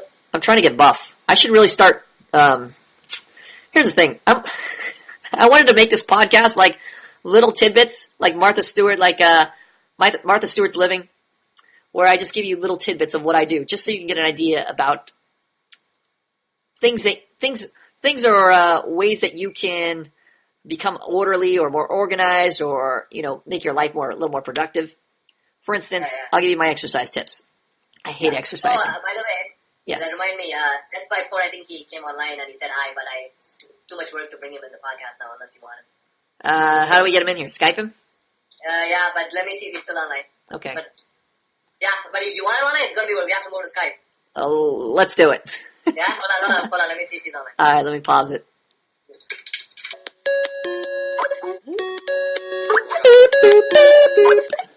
Okay. And we're back. Let's see here. We got DBP. Hold on, let me see if I can hear you. Hold on. This is DBP's third try to get on the podcast. I know. Fuck, this kid is so unlucky. First I delete his podcast, then I fucking plug in earphones so I can't hear him. Say something. What's up, my friend? Can you hear me? This might finally make it to the air. Speak up a little bit, DBP. Okay. Can you hear me? Yes, I can hear you. I just want to make sure I'm getting a little blip on. I can see the little registration of your voice on Audacity. Uh-huh.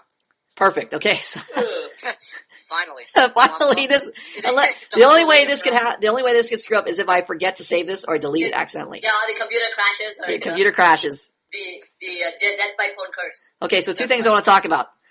Don't make me forget Martha Stewart's tips. Tips, yeah. And the shower. Tips. I was actually tempted after. See, here's the thing. Yeah, go on. Once you bro out, yeah, it's catching. It's like a disease. You catch it and you get AIDS, and then you bro out with the other person, right? Yeah. You gotta keep going, bro. You gotta keep going. So this is what it's like when you're influencing. Not only am I influencing you students, but you gotta understand, bros. Eventually, you guys do things that I'm gonna enjoy. It's not you guys might be socially incompetent in that you can't bring other people into your experiences to the degree that, say, someone like myself who has more practice with it can do. But you still have the same desires as me. You still have the same needs as me. So we're still on the same page. So, for instance, you guys, when I heard about Bogler shadow boxing other people on Skype, you guys are being faggy on camera. I want to do that. That type of thing I want to do. And when I was reading about DVP's jump into the cold shower, and Rob is training for SEALs, he's, in super cold water, and then Zyger is taking a cold shower. Now, I was thinking, I wonder if I should get in a cold shower. Yeah, I was thinking that. Do it. If you can beat the first 30 seconds, let me tell you, you're fine. It's so rewarding after you. I know I could do it, but because I've been in painful, ice cold mountain water. That's just painful to get into. It's like if you put your leg in there, it hurts because it's that cold. So I know I could do it. It's just the craziness of doing it. And I was thinking, why am I doing this? Do I need to do it?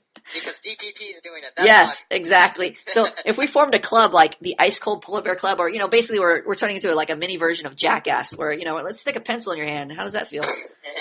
I don't want to make this into Jackass, but in a sense, this is like our fight club. This is our social circle. This is our social element.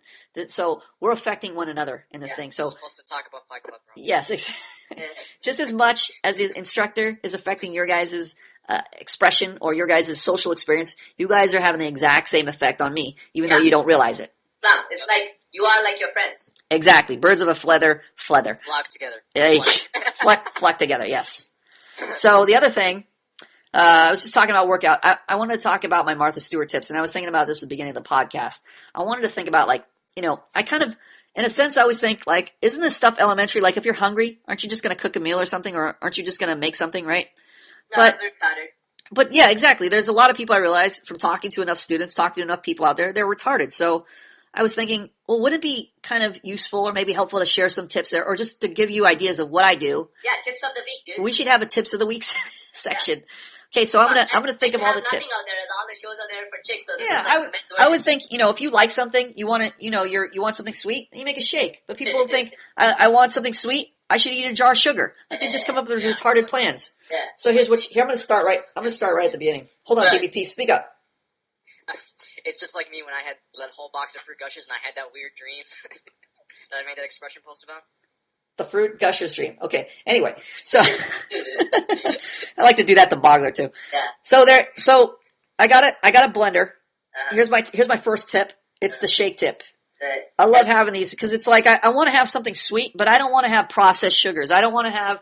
And I was thinking about, how some people are fanatical about cutting out all sugars out of your diet. I don't think that's good. I think like if you're in nature and you see a piece of fruit on a tree, it's delicious, an apple, a pear, an orange, whatever. You want to eat it. And it's got sugar in there. It's a natural sugar. It's good for you. It's got the fruit fiber in there and everything Mother Nature intended. So you eat that, you'll be fine. So those types of fruits. Strawberries are where it's at, man. Exactly. So what you can do is you can take that fruit that you like a strawberry, banana, whatever, and you can throw it in the blender. You gotta get yourself a blender. And then you get a little ice cream in there, or you can just put ice in there. You want to put a little water in there. I usually put two things. I'll put like a banana and I'll put a nectarine or strawberries. And if I want to get extra hardcore, I'll take a scoop of peanut butter and put it in there. Yeah, but that goes against you should rather eat a fruit than drink it blended. Well, it's a fruit. The thing is where I draw a line is if you're like, let's say orange juice. Yeah. You're squeezing the orange and you're getting rid of you get rid of the people throw out the fiber or the fruit part of it. Okay. That, I don't agree with. I think you should take the whole thing. So that fiber is acting as a buffer. For instance, you can get a lot of processed sugar out of like corn syrup. That's like I don't know, maybe 100 pieces of corn. I'm just taking a guess here. Yeah. But that's like 100 pieces of corn you're eating in that processed syrup, corn syrup. But if you were to naturally eat a piece of corn, it has sugar in it, but it also has the buffer of the fiber, which is preventing you from gorging yourself or preventing you from overdosing on sugar. Yeah. So you need that whole piece of that fruit. So for instance, you're going to have a banana, you're going to throw the whole banana in, you're going to throw the nectarine in, and maybe like some crushed ice. You know what I do? I put yogurt and banana. You could go yogurt, banana. You could go a little honey. You want some sugar in there, some sugar flavor. What is it with you and yogurt, dude? That's the only thing I ever hear. I don't know. It's fucking Indian. Indian, yeah. When you're in India, yogurt is recommended. Like yogurt, like I'm like a chick. I assume yogurt is good for your health. All the lactobacterial bacteria or whatever. Okay. Good thing to throw in there is yogurt. Another thing is honey. It's like a natural sugar. It's from the honeycomb, from the bees. I support honey. Yep, bees. I don't support the people here's the thing where I draw the line. I don't believe in the veganism thing because I look at people at Mother's Market or, any Whole Foods place and they got like 20 tattoos and they got huge gaping earrings from like 20 gauge earrings, and all kinds of eye piercings. And I look at them and I think, that person is the person telling me to be a vegan or to be a vegetarian. That already tells me right there that there's a problem with that. So if somebody with 20 eye piercings and 50 tattoos is telling me to do something, I'm generally going to ignore it. Yeah, I have a more advanced theory on that, but I'll tell you another time. Okay, next one. Exercising. I hate exercising, but I like doing things that are active. So, for instance, I'll play sports like basketball or something. Play with some friends. It makes exercise fly by. Running. I hate running inside like in a gym or on a treadmill. I'll go outside. I'll run down and up and down a hill or by a park or something fun where you're outside nature. You could take a dog with you or a cat with you or something, a hamster with you, but you just got some change of scenery. You're outside and it makes the exercise is much more enjoyable if you're doing something where either your mind is off what you're doing, your mind is taken off of your, when you're at the gym, you see everybody around you, they're pumping iron. It's like you're focused on working out. But if you're building a house, you're building a boat, or you're doing, you're playing a sport, you're having fun, you don't know that you're exercising. It's enjoyable. Weather permitting, though. Weather permitting. Go outside and run in the rain. You'll be fine. Like building a house, that shit'll put hair in your balls, all the work and the lifting you gotta do. Like, hair in the balls? Yeah. Put your hair on your balls before you but lift. I mean, we're not gonna really be building houses. We're talking about practical stuff. You can build a house. Like, as a job. Now, where am you and I gonna build a house? house? Go be a construction worker. Go volunteer for Habitat for Humanity or whatever those organizations are. I'm sure there's some place you can volunteer where they're building something. If you have to lift lumber, here's the great thing about the old days. When you had to build a barn, it was a community thing because you had to get so many people to erect this big structure, and it was like a time to socialize. You shouldn't look at it as like hard labor. You should look at it as like I'm exercising my muscles. It's a benefit to my body, and I'm interacting with other people. I'm working, so it's it's a time to socialize. Yes. When people look at it as just labor, their perspective is all wrong. Yep. It's just like you look at I gotta go to the store. Fuck, I gotta go to the store. Why don't I just order it on Amazon? It's so much easier. Yeah, exactly. You don't realize you cut out all the social element from your life. Yes. Just like if you go, I want to eat something, but I don't want to cook it. I want to just go to Burger King. Much easier, tastes better. Yeah. Guess what? You fuck your body over. You can go to the store and socialize with people. There's so many things you can do when you cut out convenience. But part of cutting out convenience is getting off your ass and doing the work. yeah, well, also it's, not looking forward to that thing. But if you're doing it the right way with the right mindset and you're making it productive, like if you go to the store and I'm talking to people, I'm going to talk to people if I go to the store.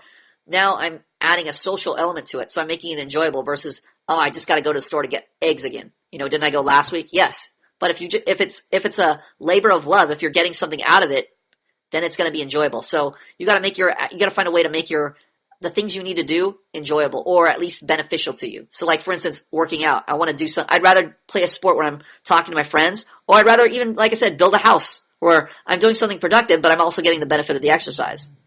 Yes. I mean, I'd love to work on a ranch. Something where I have to wake up early, feed chickens, chase horses, hard labor.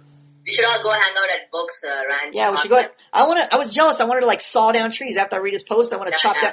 I want to get an axe and start chopping down trees. I think that'd be like a great time, Yeah, me too. I read stuff. Because every day I go sit in a cubicle and I'm like, fuck, I need to be doing other things like, That's got to be the antithesis of living, sitting in a cubicle all day. I can't imagine working like as an office job. I just can't see it at all.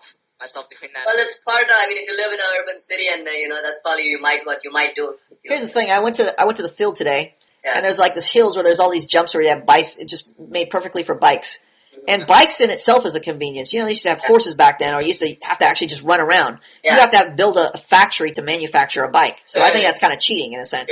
That I don't think bikes should have been invented. I think there's other ways to make bikes, but I think there's bicycle is better. For instance, there's much better ways to enjoy yourself without a bike. But let's say, okay, this generation, they have bikes, great. But they're at this hill where they have their bikes and they're ready to go on off of jumps. And this is what I used to do as a kid too. I used to get my bike out and go to my friend's house and we just ride around and do stuff on our bikes, right? Jump over stuff, go someplace with our bikes, right? So we're getting some exercise. But all these guys are sitting on their bikes and they're watching these guys race electric cars. Those like dune buggies or off-road things, which are pretty cool, but they're all just sitting there. They're doing nothing. It's like going outside and playing a video game outdoors.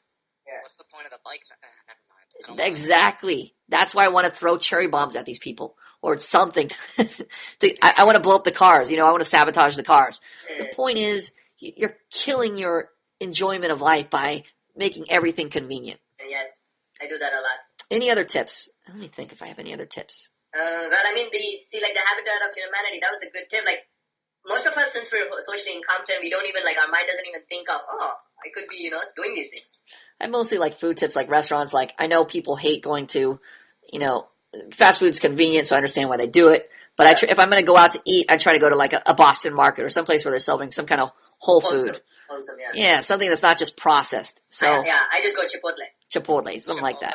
Yeah, with their burritos the size of fucking bricks. Yeah, exactly. Tastes good. Let me think. I think of any other tips I could give you. All right, go eat at the grocery store market instead of going to a fast food. Go eat at a grocery store. Go get the deli stuff, the soups. Yeah, I need to do that. I'm about to cook up some salmon. There you go.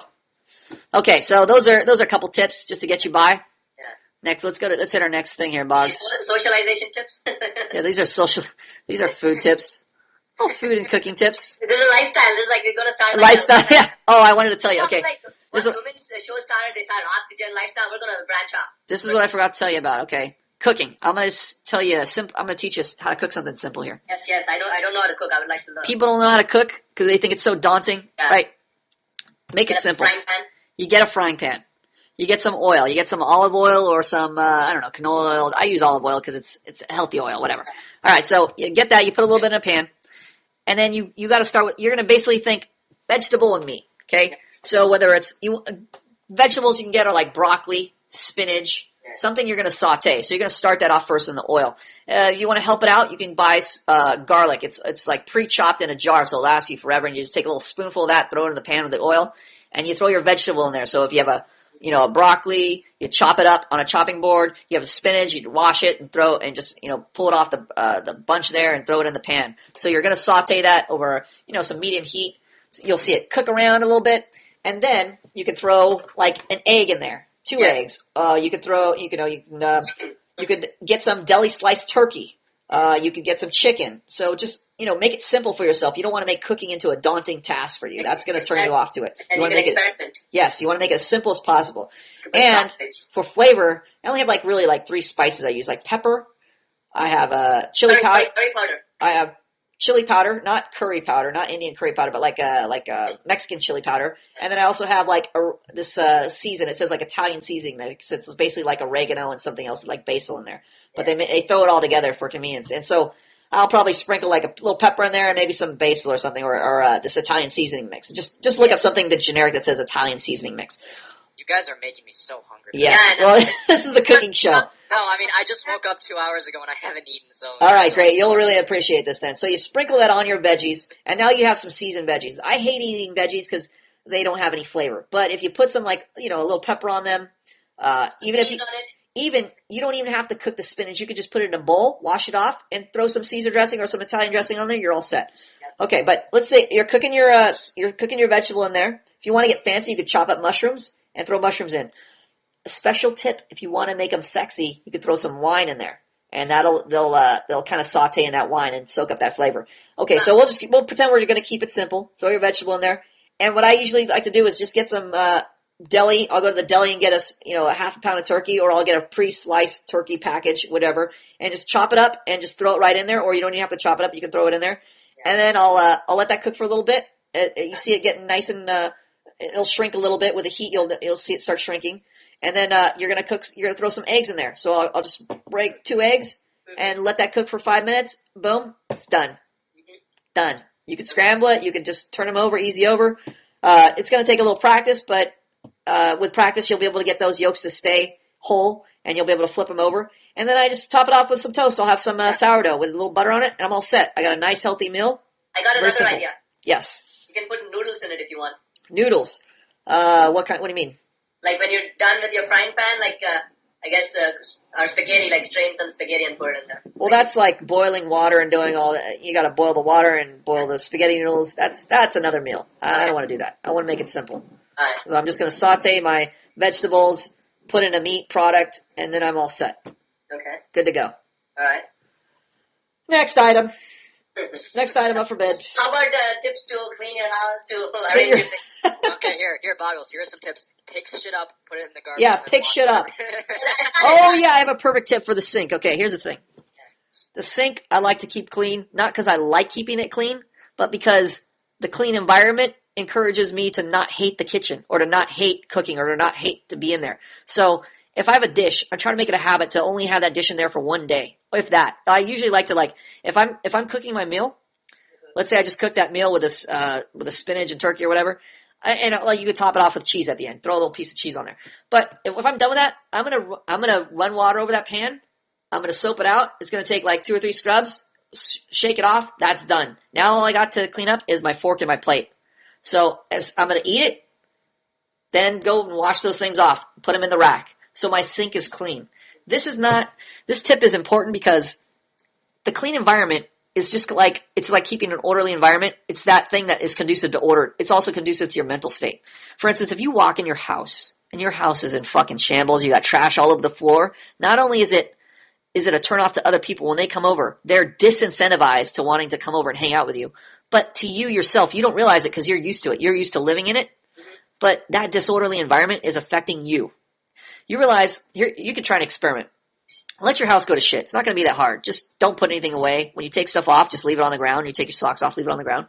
And record how you feel about your place after 2 weeks. Just do an experiment. Do it for 2 weeks. Record how you feel every day when you look at that house. When you come in and you see all this stuff all over the place, you see the dishes not done. Don't do any dishes. Just do make everything dirty, eat on everything, and just leave it in the sink and just wash it as you need it. Like if you're going to use a fork, just wash it then. So do this experiment for 2 weeks. And then the next 2 weeks, clean it. Keep it clean. If you take off your shoes, put them over by the side. If you take off your socks, throw them in the hamper. If you eat something, wash it right after you're done. Not the next day, right after you're done. Notice the difference in your environment. Just your environment. How it makes you feel. How you feel about being in that place. It is noticeable. Okay? So these are just like little tips. So if I'm, for instance, like, I used to love to just come in and just throw my socks off. Or just throw my shirt on, wherever. Yeah. I still throw my shirt on the bed. But I'm getting better about like, just, now just finding a hanger for it, hang it. Or just taking my socks and throwing off here. Or if I have my shoes off, I'll try and put them in my rack. They're out of the way. They're in a closet, so I don't see them. Yeah. Getting rid of all the clutter. The clutter that is not necessary. Sweeping your floor, getting rid of the clutter, etc. Just those little things that'll add to a healthy mental state. So that's part of growing from boyhood to manhood. Like, because growing up, your mom kind of takes care of that. Yes. You have to be your own mom, or you got to get a bitch to do the work for you. One or the other. Exactly. Okay, next one. We covered trees and X's. EM report. Oh, by the way, do you remember anything you said from the last podcast that you want to cover? The one that only recorded me talking? Are you talking to both of us or just I'm talking to you specifically, DDP. Specifically. Do you remember anything from the last podcast? Yes, that you really enjoyed. About, you know what we should talk about? The expression. What did you tell me? Tell me what you learned from talking to who was it? Torero, who was on the podcast, and we did the whole experiment with him, talking to him about his expression and the difference between his monotone voice and using voice inflection to reflect his freedom to speak, because he's self-monitoring. That's why he has that monotone voice. So cover that. I realized number one that when you made that analogy about how kids when they're really young, when something upsets them, they're very vivid. They're very, apart from the fact that their vocabulary is very shitty, their expression is really, really good. If you think about it. Okay. So Torero, he's constantly monitoring himself, and it's actually easier to speak. What do you mean when you say kids' expressions are really good? What I mean is they don't hold back. They're very vivid in what they say. Like if they don't Vivid's not the right word. You're looking for. Well, they are vivid, but what's more important? Transparent. Yes, they're transparent. You could see what's going on inside their head. For instance, if they're sad, they're going to put that expression on their face and in their voice, in their vocal tone. You're going to know that. If they're happy, they're excited, they're jumping around, their eyes are wide, they're expressing that. So they're very transparent. That's like me. Yes, like you. That's why you're enjoyable to talk to. That's why I like talking to you. Your expression is very transparent. It's very attractive. I'm able to enter into your experience. And you can do that very easily with children. Yeah. Okay, keep going. And it's the same thing. Well, Four Stronghold said this in the chat room. It's the same thing with dogs. That's why people love them so much, is because they mirror human emotions. Yes, exactly. They're like happy, wagging their tail, or they're fearful. You can just tell by looking at their face if they're happy or sad, just by looking in their eyes. Yes. I just discovered this for myself a week ago when I was helping my neighbor. Okay. Anything? Yes. No, that's all I gotta say. So, what about with the practice with Torero? Any comments on the practice we had with him? Well, go on. No, go ahead. Either. I'll let the Dead by Porno speak. No, I said my piece. You say your piece now, my friend. Bring your piece, Boggles. I don't know, the monotone, it's getting more apparent to me, like when something is not, I notice it in more people now, and I notice how it's unattractive to me, I don't know, that was my point, that's what I remembered. And with Torero, so now that you have practice, and now that you recognize what is attractive, you're starting to recognize what isn't attractive. Yes. Like even Death by Porn, when he first came on the podcast today, it sounded kind of, hey, what's up, bro? What's up, bro? Very monotone, right? Yeah, as he's speaking a little more, it got a little better, but there's still ways to go. But I can see differences. Like, I want to hear you with him, unless he's really showing, he's being more transparent. I don't want to hear him that much. Gotcha. Yeah. Like when he's trying to be cool, and I'm like, oh, fuck off, I don't want to hear that shit. When it started to be a cool bro, you're like, fuck off, cool bro. I have a hatred for the cool bro shit, a lot of times. Get the fucking cool bro shit out of here. Boggles doesn't like it. Yeah, when Torero does the cool bro, I'm like, oh my god. Yeah. That reminds me, when you were trying to get Torero to describe, like, the ice cream. Yeah. I was literally awestruck by how he could not just say, "Oh my god, this ice cream is Wow, you're right. good." I was just freaking awestruck at how he couldn't do that. Do something so simple. Yeah, it seems like a simple task, but for somebody that's very guarded, it's a huge deal.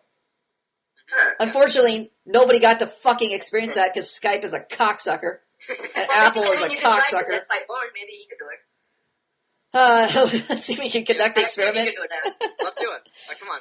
I don't think it'd be as beneficial. It would be helpful if Torero was here because he's such a monotone guy, such a cool guy. We need a cool guy. Yeah. I mean, we'll see if Death by Phone can substitute. If not, next time we get Torero. Here's the thing you notice. If you get people laughing, like for instance, you get Death by Porn laughing, he's feeling good, he's more apt to be more transparent. Same with girls. When you get them entertained or laughing or giggling. Let's make him feel like shit and then do it. Yeah. They're more apt to open themselves up when they're enjoying your expression. Yes. So this is why it's important to give somebody a reason to open up. A reason, the incentive, the enjoyment to talk to you, to meet your expectations, is to cause them some type of enjoyment. So I realize, if I'm not going to cause somebody laughter, like they're a cool guy, I'm going to cause them anger. I'm going to do something to change the position they're in. So for instance, like Trees and X. If he's not meeting my expectations, I'm going to get him angry. I'm going to get him I'm going to force him to choose one way or the other. And this is part of what it means to shape other people's conversations, is to make them choose. If you're not making other people choose, you're not shaping them. When they're forced to choose one way or the other, they're being shaped. When they don't have to make a decision, when you allow them to not decide, they're not being shaped. They're shaping you. Yes. It's the same thing. If you're not leading the conversation, I notice, like my cousin, if you're not leading the conversation, the other person's going to lead it, and in many cases, you may not want the direction they're going, because a lot of people are dysfunctional. That's why you have to practice taking the lead in your conversations. Mm-hmm. That is exactly why. Yes, I could feel it yesterday when, anyways. Sweet. Last minute magic versus lifetime training. Covered that, I think. Light in the air, complaining about instructors, trying to shame him. I already covered that. That was a long time ago. That was light years ago. Yeah. I've covered everything on my list. Hey, Death by Porn. You like ice cream, bro? Dude, I fucking love ice cream. This guy can do it. He's too sweet. Too bad we missed the exam. We need Torero on here. Write that down for next time. We're gonna quiz Torero again. Back on. The good thing about Torero is he's such a cool guy that even after this lesson, it shows it requires practice. He's gonna snap right back into cool guy. Yeah, he's gonna do it like, I like ice cream. I like ice cream, bro. Yeah. No, I'm just chill, bro. I'm just laid back. I'm just chill. I'm chill. I'm laid back. Bro, yeah. I'm not guarded at all, bro. Yeah, I'm laid back. I'm laid back, bro. That's all it is. This was a good learning experience though, because like most people, they think when they hear a guy go, "Yeah, I'm this, I'm that," they hear this even voice tone, and the people tell them, "No, I'm laid back." They tend to believe that because they hear this guy who's just very kind of like he's on drugs or like he's on Blaze or something, and he's just very even. Yeah, I'm just key back. I'm chilling. That chilling voice, that Snoop Doggy Dogg voice. Yeah. That's the monotone voice. He's from the islands. That's the not laid back voice. That should be the self-monitoring voice. That's the ironic laid back voice. Oh, anything to report? I mean, if some cool guys really have, they don't. Never mind. Thank you. Anything to report, DVP? Anything to report? Yeah. Oh, by the way, give me 10 seconds. Yeah, we don't want to give you 10 seconds. We were talking about you when the podcast started about your chat room fail where you came in and you wanted to talk to me. And you're like, oh, I got nothing. Yeah. The problem is that you don't have nothing. You have plenty. The problem is your view. Okay. When you're talking to Bogler, you have plenty to talk to Bogler about. But when you're talking to me, I'm like the hot chick in the room. All of a sudden, your perspective changes. You're like, oh, how do I meet this person's expectations? They're so important. I got to meet this person's expectations. And you completely throw your expectations out the window. Plum, so that is the problem with impressing other people? Like, I was thinking about it the other day. Like, I still have this tendency, Yes. Okay. So that's the problem, like trying to show off, and you fuck your expectations over. You don't have any well, you have expectations, but you don't value them. You value the other person's expectations more than your own. Okay. So that you're gonna start encountering problems. Okay. This is where you draw the classic, I'm drawing a blank. I have nothing to say. I don't know what to say. What should I say? What cool things should I think of to talk to people about? Okay. That just reminded me of something else. But you always emphasize on how important it is to be your own person. So I'm thinking being part of being your own person is also valuing your expectations to where you want to say what you want to say. So it's like you value your expectation more where you want to say it rather than worrying about the other person's expectation. Yes. And, well, and the practical side of that is also practicing your expression. If you're not practiced, forget it. Yeah. There's a practical side. It's just like saying, I want to be a great athlete. Boxer without yes. training for the fight. You want to be a professional boxer, but you never hit the heavy bag. There is a practical element to this, meaning you have to read books. You have to get some stimulus in you. Yes. You have to talk to other people. You have to practice physically speaking to people to get the reactions, to know what reactions are going to be like. Mm-hmm. You have to have some interplay with people. You have to have a relationship. Practice having a relationship with a friend, with a student at Manhood Academy. Perfect time to practice. Yes. So you need this practice to have the practical element, the practical socialization element. If you don't have this practical side, it's great to read the ebook and have the theory, but if there's no practice behind it, forget it. It's not going to help you. Yeah, you could know how to throw a right cross, but if you don't practice and train it, you're not going to throw it as well as like a James Toney. There you go.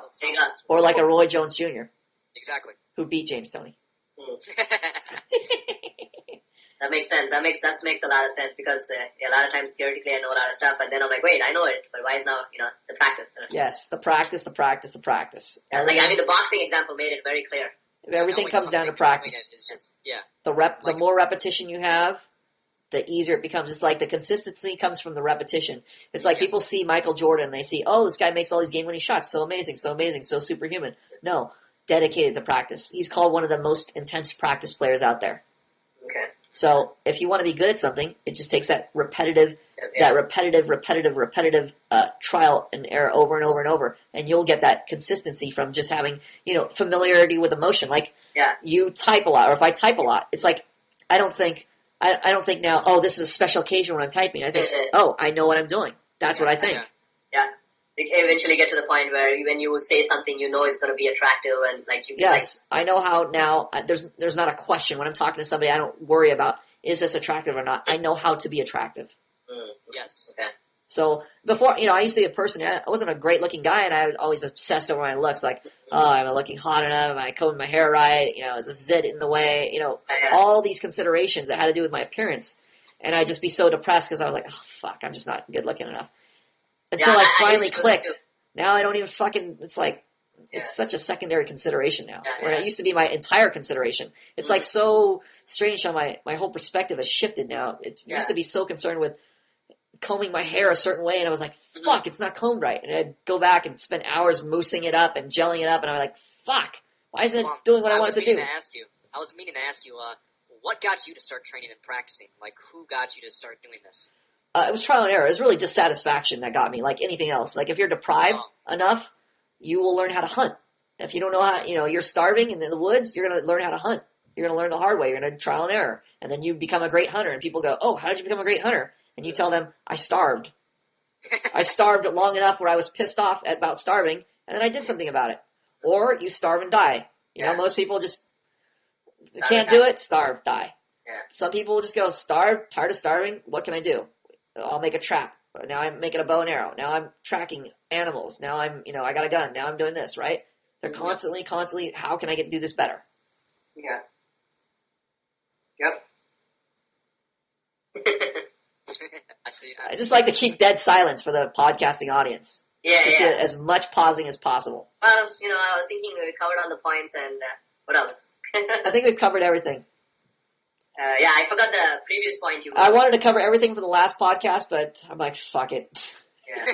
If anybody has any questions, eventually we'll get to them again. We're covering. I think we're covering the same things over and over, and eventually we will be doing that anyway. Yeah. But it's just like it's like hitting everything from the same. It's like talking about relationships. How many centuries has man talked about relationships? A long time. But there's so many facets and so many different experiences. Angles. There's angles talking about the same thing, but just hitting it from another angle. Yes. So eventually we'll talk about our expectation management posts again and expression posts again, but just from a different angle. It's the same thing from different angles until it gets more and more ingrained. And I just like the examples. I like talking to students like Torero who are, have problems, and then we fix them on the air, and then it's like, oh, I see the difference between a monotone expression and an expressive person. Yeah, it's like doing the miracle on the air. I want to see the miracle on the air, man. Hallelujah! He's healed, child. Okay, this has been a nice long 2 hours of podcasting. Thank you guys for joining us. Thank you. Good night. All right, good night. Welcome, Manhood Academy students. We're having a quick podcast here. This is DBP, Death by Porn, and Snow Leopard. Yo, I got the other guy on hold. How do I unhold him? This is going to be the tricky part. Let me see here. How do I unhold you? God damn it. Dude, I'm here. Oh, you're here. Snow Leopard, are you here? Nope. Damn it. I can switch between them, but how do I make a conference call? Okay. Go to his contact. Yeah? And then hit add to conference. Okay, so add to conference. Add to conference. Where's add to conference? No, you have to. Is he your contact yet? Yes. Okay, then just click his name and. Fuck, dude, just hit Skype online and that should do it. That's what I always do. Skype online? What the fuck? I just want to call. Just hit add to conference, and then there should be a bunch of options like call, Skype. Alright, hold on a second. Hey, Snow! Yo. Yeah. This is so fucking retarded. Okay, there's one button I have to hit to add you to the conference, but I just can't figure out what button it is. Hold on a second. Add to conference. Yeah, okay, because my call was on hold just now. There was like a yeah, pause button on the screen. I'm able to switch between you and DVP, but I'm trying to get us all in the same conference. There's a certain thing I got to do here. Let's see. Add to conference. See, you're the only guy on my thing. Oh, here we go. Okay. Send in some message, send call, add to group, add to contact group. There you go. Maybe that's it. Add to contact group. Nope. God damn it. All right, let me go back. Hang on, I'm going to put you on hold for a second. Yeah, no problem. Yo. So, I just fucking button. I'm gonna invite him. I see everybody's got the green Skype list, except he's got a minus sign, a red sign by his name. I have no idea. No idea. Everybody has green, and he's got red. All right, how the fuck do we invite him? Let's see. Here, I send him a contact request, and then I'll start a call. Okay. You. Hopefully this will work here. I just gotta tell him to accept my request. Fucking call. Okay, add people to conversation. Oh, add people to conversation. Maybe that's it. But he's not on my ad list. Yeah, he's got to be on the contact list, I think, to add him to conversation. Yes, he does. Wait, are you saying this whole time he wasn't on your contact? Well, I can see him when I click on contacts. I see all the contacts on here that have a green check mark by their name, but he's got a red thing by his name. He's got a red minus sign by his name, so I don't know how he got that way. Add to contact group. Never seen it before, dude. Call, send instant message, new group. Hi. Create a new group. Hi. God damn it. Follow mood. Follow mood message. That doesn't help. Add to group contact. Just fucking accept my contact so we Okay. How about add to group contact? Let's see. Maybe that'll work. If I add you to group contact, okay. Add to hi, and then I add him to hi. No.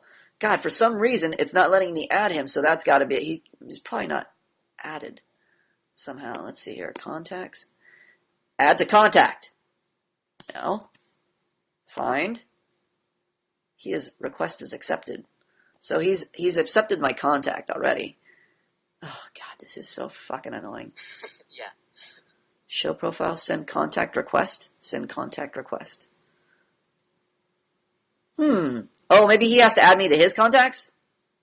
Maybe. I think so. Well, if you send him a request, it's going to add you automatically to his contacts if he accepts it. Oh, God. Why can't this be so simple? Add people? When conversations is add people, right? Yeah. Somehow he is not... Okay, let me go back to him. Right. Hello, sir. All right, then. Oh, you're back? Fuck. Okay, here's the thing. You have... Oh, wait. Let's see. Here, end this call, then call me. Okay, so I have you, but I have a red slash. Do you have me added on your contacts? Yeah. Yeah, I do. So when you see my name, do I have a green check mark by it? Well, you have a little phone thing you buy right now. Right, but on the left side. To end the call and do you see on the left side, is there a little green check mark? Yeah, up at the top. Yeah, there is. Okay, you have a red check mark by your name. Or a red minus sign. Because I'm set as I'm like away. You went green. Okay, you're green. So now it should work. Is that important to your setup there? Yeah, I think you have everybody that is in a conference call has to have the green check mark. Okay, so now. Oh, okay. I didn't know that. I should be able to call, let's see, so I can Skype him. Let's see if I can add him now. Are you still there? Okay, do I have everybody now? No. Ha! Dude, here's what you need to do, okay? What? Call him, Uh-huh. end this call and call him, and then click my contact name and then add me to the call. Okay. I got it. Here we go. Okay. Hello? Anybody? Oh, God. It's terrible, man. Okay. Call. Okay. I think I got it now. Okay. So I call you, and then instead of calling him, I'm just supposed to add him to the call. All right. Oh, I see. So let's see. Add people. Add him to the call. Let's see. Add. All right. Where is his name? God damn it. Where is he? I want to add you, sir. Add you to the call. So, okay. I click on add you to the call. How do I add you to the call? God damn it. Why can't technology be easy? Are you still there? Are you still there? Yeah, I'm still there. I'm patiently waiting. I'm patiently waiting, man. Fuck. Oh, and I got Hamza Mortabi calling me right now as well. Okay, pick up his call. There we go. Okay, let's see. It's already missed. I already missed it. I just picked up his call. Do I have you on here, DBP? God damn it. Oh, DBP! God damn it. How the fuck do we add people to the conference call? Dude, hold on, I'm gonna add him. I'm gonna add both of you. God damn it. Hello. Add. Okay, I think I did it. I did it. Yes. Hello. It said add. Who's there? Anybody? Oh, God. I hate Skype. Oh, There dude. we go, finally. God Dude, damn it, I hate Skype. Skype, I you accidentally called cocksucker. the wrong person, and now they keep calling me back. God damn it. Snow, are you here? Yeah, I'm here. Oh, okay. It's only taken 8 minutes, but we finally have figured out how to get everybody in the Skype conference call. Oh my god. Motherfucker. Welcome. Hey, Snow Leopard, welcome. There's DBP, Death by Porn is in here. And of course, Professor Plum. Nice to meet you all. My pleasure. I expected you. I had my Russian accent all chambered. I was ready to say, Da, comrade. How are you? How is the snow? But you have almost like a hip-hop ghetto accent. You're in Skype, my friend. Yes. Yeah, I lived in the States enough to kind of pick it up. So I sound more like a wigger. Yeah, you sound like a Russian. Where's the Russian accent? Can you bring some Russian? Yes, the Russian accent. Yes, you don't have the curl. It happened like that. Sometimes it happened. Sometimes you go in Skype, It my happened. friend. It Comrade. happened. Comrade, you forgot the R and the H. It Comrade. happened. Well, sometimes we just drink heavily, so, we tend to forget some things. So when you go back to is that your normal accent? What's your normal default accent? Well, pretty much speaking like a wigger because I work in an English-speaking environment, so I pretty much have to try to speak, without a Russian accent. You sound like Eminem, bro. I swear to God. He's got a little bit of he's got the English American accent, but then at the very end of his syllables or consonants, you could kind of pick up if you'd have to be consciously looking for it, and you could pick up the little Russian, a little bit of Russian. Yeah, I got that over time because I've been here for 7 years now, but I used to be totally American when I first came over. Ben, so here, it's just where a here? matter of who you're speaking to. Ben, where here? Where's here? Moscow. You're in Moscow right now. Yeah. Okay, what's the time over there? It's 12 noon over here. It's 11:02 p.m. 11:02 p.m. Oh, so your nighttime. Okay. Yeah. I got it. And what are you eating? What Russian dish is that? Pelmeni is basically a meatball rolled up into a little bit of dough. So it's kind of like a ravioli with meat, except for the form is more like more like a small meat globe, if you will. Globe, if you will. I'm picking up slight Russian. Slight detection of Russian. Amazing. All right, then. Okay, so over there in Moscow, are most people speaking Russian? Yeah. Do they have in a lot of places that are outside of the U.S. where they teach you English as your primary second language? I went to an English school here, pretty much from first grade up to 7th grade before I moved to the U.S.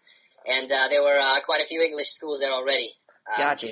So it's kind of a requirement, requirement, people right? in Moscow, you would get a lot of people who speak English. So they do know English. Because if you came here and you expected people to speak Russian, you'd have nobody here that would speak Russian. Yeah, only like Brighton Beach, maybe. Yeah, they can barely speak English, bro. So. They have trouble with the native language.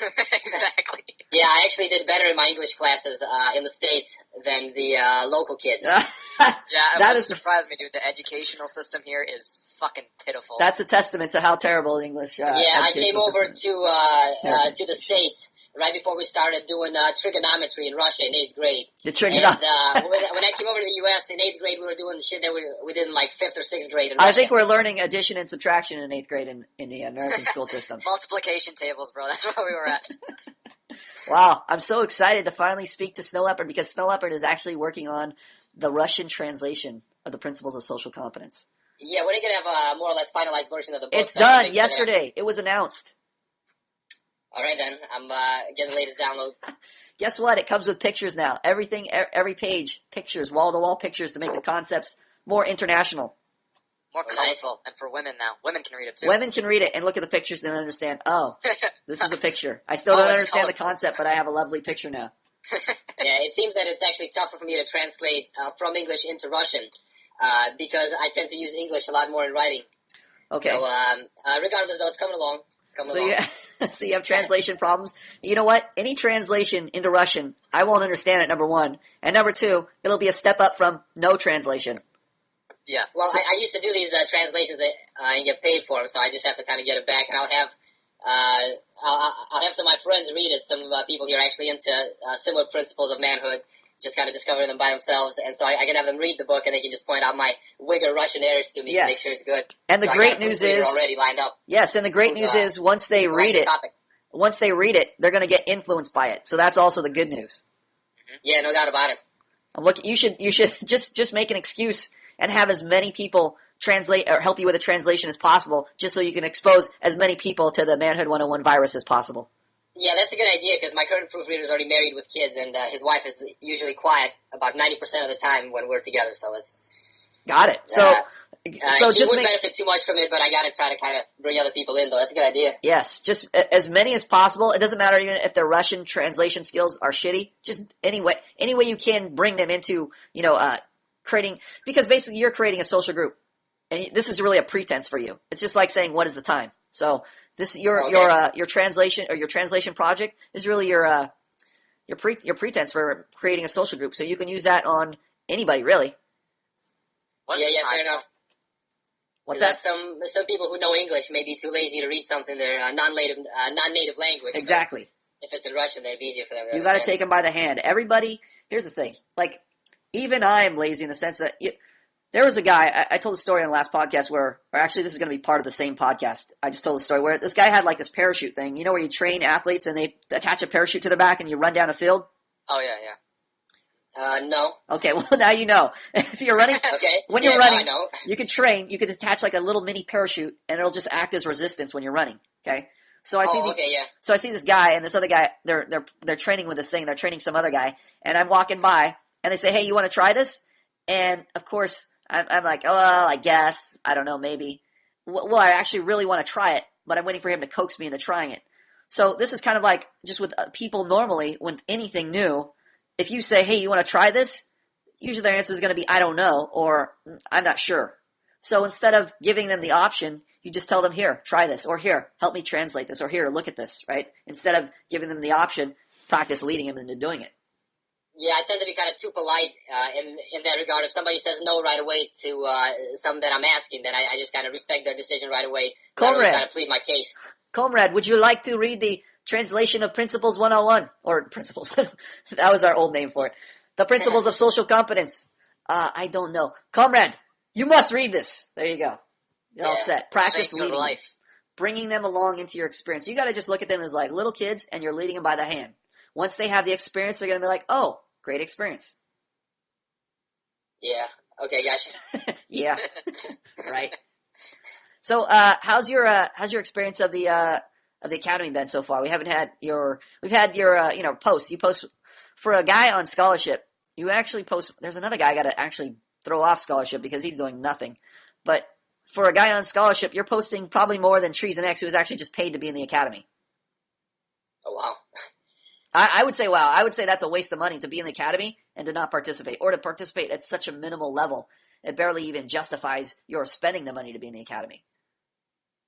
Yeah, well, I would definitely say that there's some progress since I've really joined up as a scholarship student. At first, I found it kind of confusing because there were a lot of sections, so you could go do film and audio study with the podcast. Right. Or you could just go and write, and these expectation management reports were kind of confusing. Right. I can really get it right for a while. But then... Here's what I suggest. Hold on a second. Here's what I suggest. Yeah. As a new student, since this is a perfect example, to me, everything's kind of straightforward because I created the academy, and I'm just looking at, let me just look at the, hold on, I'll flip to the form here. So there's the visitor center. It's broken up into 3 sections. You got the campus tour, the curriculum, and the classroom. So in the beginning, you have just a visitor center for just people that are curious about it, students, prospective students, or just visitors. Then we have reviews if you want to read about everybody's experiences of the principles of social interaction, or, students in general. And then, of course, working on the principles of social competence, you can see what's going on there, updates, changes, clarifications, etc. So then we move into the meat of the program. There's the orientation section, which is basically like student announcements. Anything that is important, you should always check there whenever you visit the academy. The matriculation section is just introducing yourself to the other students, kind of getting a background of where you're coming from and where you hope to go. Then there's a lecture and film, which is kind of supplemental to your learning all your concepts in the principles of social interaction. There's honing your expression. That's for practicing your expression, your written expression, and also learning to bring other people into your experience. Female design is basically talking about issues that have to do with chicks in general, that things that you don't understand about them, kind of like a diagram, anatomy diagram, etc., that type of thing. Expectation management is where you actually practice getting your expectations met. You practice putting the things, other than the expressing your expectations, it would be what your actual expectations are and if you can get them met or not. And then the other sections are kind of optional, like the student lounge. You can just kind of hang out and post peripheral topics. And the movie theater down at the bottom, totally irrelevant. Just if you have some things you want to talk about that have to do with your culture, even your Russian culture, you can kind of get into it. So as a new student, obviously this is going to be kind of daunting because you have nowhere to go. And I think it would be even better as a new student for you to write like a little pamphlet, not a pamphlet, a little post that just that basically talks about your experience and what you should do as a new student, like where you should go, where you should begin, what you should be doing. Hello? Yeah, okay. All right. I got you. I'm listening. So, like, for instance, if you thought after going through it for a while, you kind of get a little familiar with it, right? The different sections. Yeah. You should think, well, as a new student, what should I do? What is your opinion as a new student? What you should do? Like, what should you start? Let's say you're brand new, first day. What should you do as a new student? Well, the first thing you want to do is definitely write an intro. Right. That was the easy part for me. And then after you write an intro, the good idea would be not to rush anything. I'm very bad at this, so it's easy to kind of give advice to others, but hard to do it myself. Right. You want to just be patient and read over the things. Got to read over the post. Read over the post. So vague. There's so many posts. Where do I start? What do I do? That's what we're talking about. Well, if you say you want to make an expectation management post, so a good idea would be to look into a thread which has a lot of posts in it, look at the most recent posts and maybe some of the previous ones, so you can see what mistakes the other students were making before. Yes, because a lot of students make those mistakes. Exactly, a lot of students make the same mistakes because they're just not reading anybody else's experience. They think they have this unique experience when the whole point of posting all your student experiences is so you can see how they're all related. There's so many problems where your people are justifying themselves in different ways in their posts without getting without somebody fearing their authority. They're already justifying their expectations to another person, and you see that trend throughout every student's post. You also see what are common mistakes, like not punishing somebody who's not meeting your expectations, and also not giving people a pleasurable incentive to meet your expectations. You see this theme throughout student posts. So reading these posts will really give you a real insight into where your problems are in expectation management. So like you said, yeah, great idea is just to go through a section like the expectation management section, look at all the sticky posts first of all, and then start reading the student posts. Before you even worry about your own expectation management, start reading the other students' posts. Yep. Then, what else? What's next?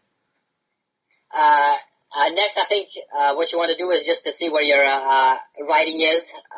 Maybe start with the expression post. I think it's easier than the EM post at first. Yes, I would say to start there before the EM post is because you can always start writing. You can, social interaction, you actually have to interact with somebody, but you can always practice your expression. So I think the very first thing you should do is just write about your experience at the academy or joining or what's going on in your head. That is a perfect example of something you could write in your expression post. And the expression post is really open to you for you to write about anything. It's really for you to practice conveying your reactions to the world to the other students, to start forming a relationship with them. Because For anybody to care about reading your expression posts, you have to have a relationship with a person who's reading it. You have to learn how to form a relationship with them. And that's what we're really trying to stress here. Because a lot of, let's say not a lot, there are some students on here who are writing tons of expression posts, but there's no relationship formed with the students at the academy. So nobody cares about what you're writing about, especially if you write about a topic that's an inanimate object, like we use, for example, Dr. Chud, who writes about his walls or the color of his desk. Nobody gives a fuck because there's no relationship, right? If you were my girlfriend and now you were writing about a wallpaper you liked or something, maybe I might be interested because we have a relationship. But if you're writing about inanimate objects and there's no relationship, why the fuck do I even care about reading what you're writing? This is what these guys aren't understanding. And they're writing, wall-to-wall pages of posts, but they're all useless because there's no relationship behind them. There's no forming of any bond with the other students or with the instructors, especially if a student, I make it a habit of trying to respond to people I don't care about responding to, like a DKO expression post. Another guy, I don't care about reading his posts, a lot of his posts. Sometimes I do, but majority of the time I don't care about it because there's no relationship for him. So I'll write a response to his post. And if there's no response back, what's the problem with that, if there's no response back? Then first of all, his thread kind of goes down on the list because other people are actively discussing their relationships within their own expression threads, and he's getting less attention just right away. Yes, it's and that would lead to further problems kind of spiraling down into other things. DBP, you still there? Yeah, I'm here. I exactly. thought you were talking to him directly. This is what I'm talking about. See, when I'm talking to you, we're having a dialogue here. We're having a response back and forth. Like I'm talking to you, you're talking back to me. So that is the basis of forming a relationship. If I'm just lecturing, that's not a relationship. That's me just teaching something. But there's no relationship there. It's like with your teachers in class. You have teachers in class that teach you stuff like math, but you don't care if they get a car wreck. You don't care if they have a birthday. Why don't you care? They're teaching you stuff. Because there's no relationship with them. Yes, there's no relationship. There's no back and forth. There's no dialogue. There's no getting into their reactions, why they're experiencing things, what effect it's having on their life. You don't know any of that. You just know this guy's teaching me how to do algebra. He's just saying something to me, something I could read in a book. So he's replaceable. There's no relationship. So when I'm talking to you students, I always want you to speak back. I always want you to give me a response to what I'm saying. If I'm teaching you something, a lot of times I'll ask you questions about what you're learning so I know you're paying attention, and also we're forming a relationship here. Right? Don't you feel more romantic towards me, Snow Leopard, than 10 minutes ago? Oh yeah, no doubt. Turning me on, Plum. But I think that requires you to be open and candid in a way. And some people may be ashamed of that at first because in order to write and really convey your feelings and experiences, that kind of requires you to open up a little bit. Yes, some people want to be kind of stone cold Steve Austin about it. Yeah. Why do people become stone cold Steve Austin in the first place? Because of their poor training and because they're taught to be guarded their whole lives. They're not taught to be guarded. That's the wrong answer. Snow Leopard. Because they are taught that you should value being invincible and being... Yes, that is half of it. That is half of it. That is what DBP just said. You're taught to be invincible, taught to be a cool guy. What is the other half of it? That, you don't know how to get your expectations met? You don't know how to bring people... Yes, that's part of it. But why would you become a cool guy? Why would you go monotone voice? Because when you're a kid, you're like, hey, you're very transparent. That will get you approval. You think that will form a relationship? No.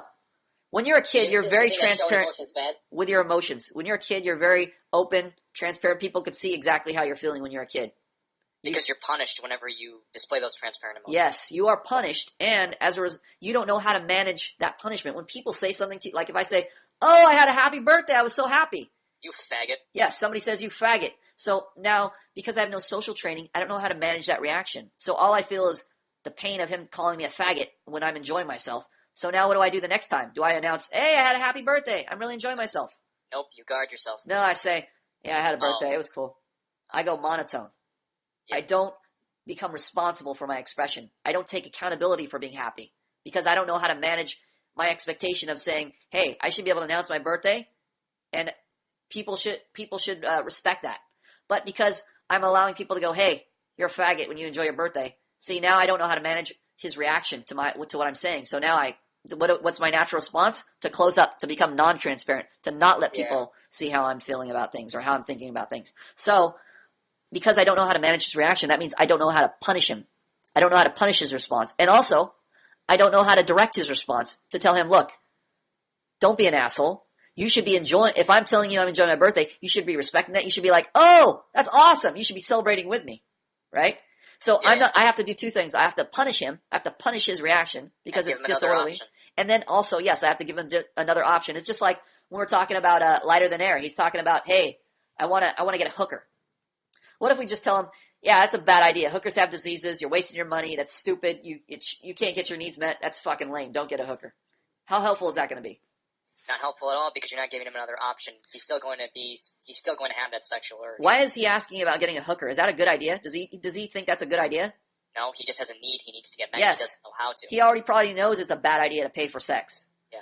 So he's not asking he's not asking, hey, should I get a hooker or not? Is it a good idea? He already knows it's a bad idea. He's just trying to be talked out of it or talked into it. Mm-hmm. He's looking for reasons. And if you just tell him, hey, don't get a hooker, what's he going to do? That's like telling him, if I tell you, snow leopard. Yeah. Wake up. Yeah, I'm here. I'm listening. Your food. What's your food called again? Pilmeni. Pilmeni. Let's say you haven't had pilmeni in a week. Let's say you haven't had anything in a week. You haven't eaten in an entire week. And there's pilmeni on the table. And I tell you, hey, snow leopard, don't eat pilmeni. It's not good for you. I'll either just eat it right away or wait till you leave and then eat Yes. it and not tell you about it. Exactly. You're going to either tell me you're eating it or you're not going to tell me and eat it anyway. Why? Because my brain says that there's an instinct. No, that needs to your be brain doesn't satisfied, say and that. It goes from point A to point B, and everything else in between No, doesn't matter. your brain is irrelevant in this equation. Your brain will be hysterical at this point if you haven't been eaten for a week. What's going to happen? I'm going to eat the pilmeni. Yes, your craving, your natural craving is going to take over. Your hunger is going to take over. That's exactly what I mean. Great. Your craving is going to take over. You're going to eat the pilmeni, and you're going to say, fuck Plum, I'm hungry. That's what's going to go through your head. That's what's going through Lighter Than Air's head right now. He's not concerned about, well, what does this guy think about getting a hooker? Oh, what is this guy's opinion? That sounds really important. I should listen to him. He wants us to give him other options. Yes, because right now he's going, I'm hungry for pussy. I want a vagina. He has a necessity. So, like a lot of guys, you guys have necessity. That's why that people look at porn. That's why the porn industry right now is one of the largest industries in the world. Because people have a need, especially guys. They have a need for sex. So, it's just reflected in the culture and in how we look at, porn all the time and how it's so prevalent now because there's a need. It reflects there's a need. What's society's response to that need right now? It's disgusting. That's pretty much it. It's disgusting. That's all they really It's say. bad. Don't do it. Yeah. Don't look at here, porn. You only get it if you're a rich Russian mobster. The only way. They don't have the internet access to porn? And money decides everything. Okay. Dude, porn. Go. Guess what? If you say... Oh, you guys talking about porn, not sex in general. Yes, we're talking not sex My in... bad on that. we're talking about internet porn. I'm being stupid. I lost you guys for a second. Okay, so you have access. A lot of people have access to the internet. They have access to porn. So the attitude right now is, hey, don't look at porn. Porn's bad for you. Form a relationship, right? Isn't that a no-brainer? Duh. Go look for a girl? Duh. But what's the problem? Guys don't know how to do it. Yes, nobody tells you how to get a relationship, what to do. They just say don't do it. They don't give you a direction. Exactly. So that's why guys naturally gravitate back to porn. Because they're getting stupid advice from society or no advice or no support. Chicks. Exactly. And plus, even if they told you, hey, get a relationship this way, it's so dysfunctional. Like letting the girl be in charge, a totally dysfunctional relationship. So it's not even satisfying. Porn is more satisfying. It's a sad comment when you could say, I'd rather look at a hot bitch on my screen than deal with this bitch in real life. Wow. That's a sad comment on the state of relationships today. It says girls don't know how to have relationships. And it also says guys don't know how to create a relationship. Guys don't know how to put them in their place and keep them in check. Exactly. The whole reason they're attracted to them in the first place. Yes. So you have all kinds of problems, and it's precipitated by not having a direction, not knowing where to go, not knowing how to have a relationship. So guys naturally gravitate towards porn. So here at Manhood Academy, we're telling you, here's how to do it. We're not just saying, hey, don't get the hooker light in there. We're saying, learn how to get your expectations met so you can fulfill the sexual need. Because the need is not going to go away. It's supposed to be there. That's a good thing. But how you're addressing it is the issue. It's just like saying you're hungry. You're not going to kill somebody. You're going to kill them. And people are trying to kill and cannibalize people because they don't know how to, get their needs met by growing vegetables or, herding cattle for making steaks. So we got to teach them how to create food to address their need, because the need is not the problem. It's the way they're going about addressing the need that's the problem. The need is good. It's good for you to want sex. It's good for you to want a relationship. It's good for you to be hungry. That is a good thing. Your needs are a good thing.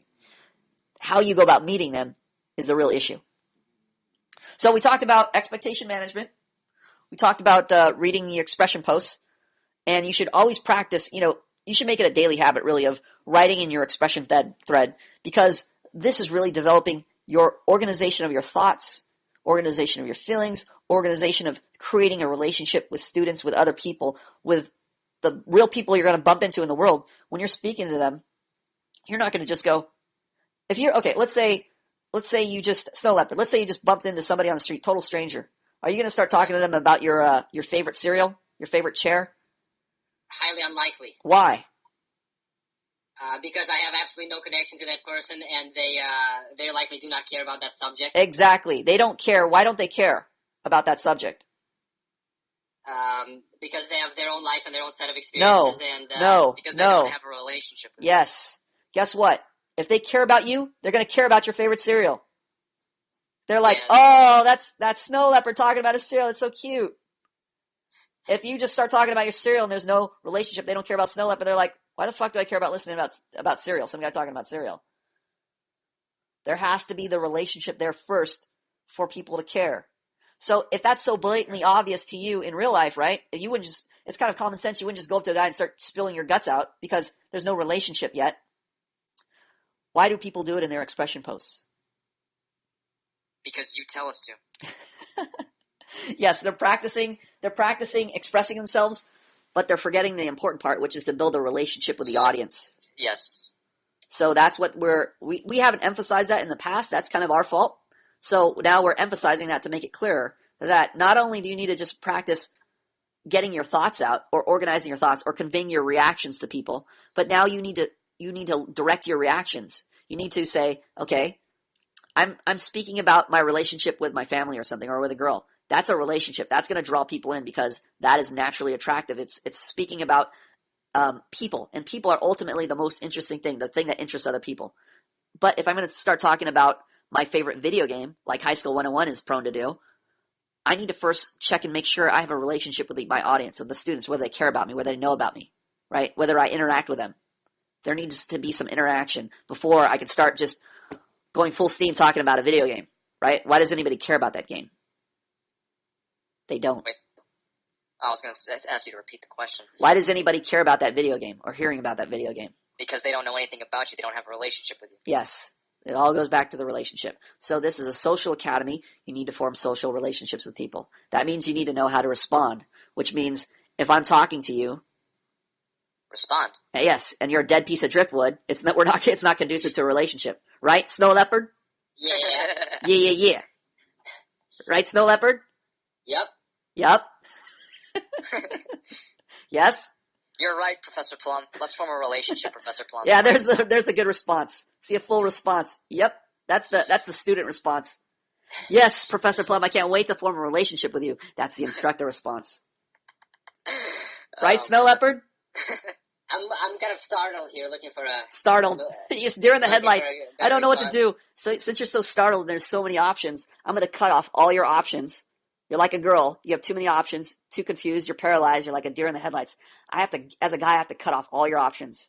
And I have to tell you what to do. So I say, Snow Leopard, you don't say yep. You say, I can't wait to form a relationship with you. This is going to be so much fun. Right, Snow Leopard? Yeah, I can't wait to form a relationship with you. It's going to be so much fun. See? See how much easier it is? It's like when you're talking to a chick. You relieve all the pressure. Didn't you feel all the pressure gone? Because before I just put you on stage. I said, just respond to me. And you're like, oh, Plum wants a super cool response. I don't know how to do it. I don't know how to give him the response that'll make him happy. But when I just told you exactly what to say, how did you feel then? Just repeating it is pretty easy. Yeah, no problem, right? You know exactly how to make me happy. I just told you how to make me happy, how to meet my expectation. Yeah, exactly. That's a very good concept, you know? You teach other people how to make you happy. Wow, I never thought about it like that before. Well, it's something for you to write about. Something for you to share with the other students and edify the other students. Write that down right now. Hold on. See that? He gave his candid reaction. That's pretty interesting. He gave his candid reaction to something I said. So say it again. You gave your candid reaction to something I said. That creates a relationship between you and me because I know what you enjoy, what makes you happy. You're basically leading me into your experiences and telling me how to meet your expectations. Our conversations are really about you teaching me how to meet your needs and me teaching you how to meet my needs. All right. And, just wrote it down. And the good news is, since our needs are both the same, we're really teaching each other how to get our mutual needs met. Mm-hmm. That's a relationship. When you can teach me how to meet your needs and I can teach you how to meet my needs. If I know, hey, Snow Leopard is a slow guy, so I need to slow down because if I speak too fast, it goes in one ear and out the other. So his need is for other people to slow down. So if he communicates that to me, now we're forming a relationship. Now I know how to meet his need. Right, Snow Leopard? Yeah, so I have to say, please speak slower or explain this part again. Exactly. See, when I get your transparent reaction to what I'm saying, because I know when I'm speaking, you're having all these reactions inside. You're thinking all these thoughts about what I'm saying. You're feeling all these things about what I'm saying. Isn't it stirring up things in you? Yes, definitely. Kind of a lot of stimulating thought processes at once, but it's kind of hard to formulate. Yes, well, that is saying back into my own thoughts. Exactly. Right away. That is where your expression practice comes in handy because eventually you'll be able to just reflect what I've said. Just like how Death by Porn just had that candid reaction to what I was saying. Wow, that's a really good way to put it. I like how he said it. I'm going to write it down. See how he just shared his reaction spontaneously? Eventually you're going to get to that point where you're just spontaneously able to share your reaction with other people. And then, there's attraction. Because you're creating an orderly social interaction. And now people are like, oh, I want to talk to Snow Leopard. Yeah, everything that is genius is simple, they say. Yes. Everything is genius is simple. It's very simple. And this is it. This is very simple. We're not teaching rocket science here. We're teaching very simple concepts.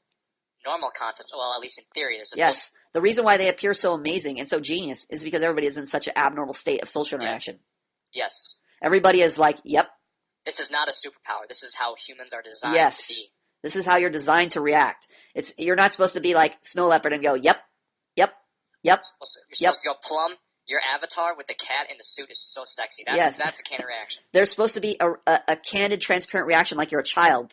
We're just teaching you, hey, when you were a kid, that was great. The way you responded was great. You just have to add expectation management to that. You just have to manage other people's expectations now. As an adult, that's the only thing you have to add. Yep. Wow, I was kind of always trying to maintain this kind of a slightly childish outlook on life, and I don't mean in terms of functional and dysfunctional, but just trying to kind of see things as always brand new and kind of have stimulating experiences as a child would. And it's interesting that you emphasize that because I thought maturity would be emphasized and kind of growing up. But I did want to kind of mentally stiffen up, if you will, and not really enjoy anything and stuff like that. So right. I'm glad you brought that up because, Plum, I know you're much older than you sound. You sound like you're in your early 20s. I sound like I'm 15. Yeah, exactly. You sound like you're 15, but you're this old guy, yet you're attractive.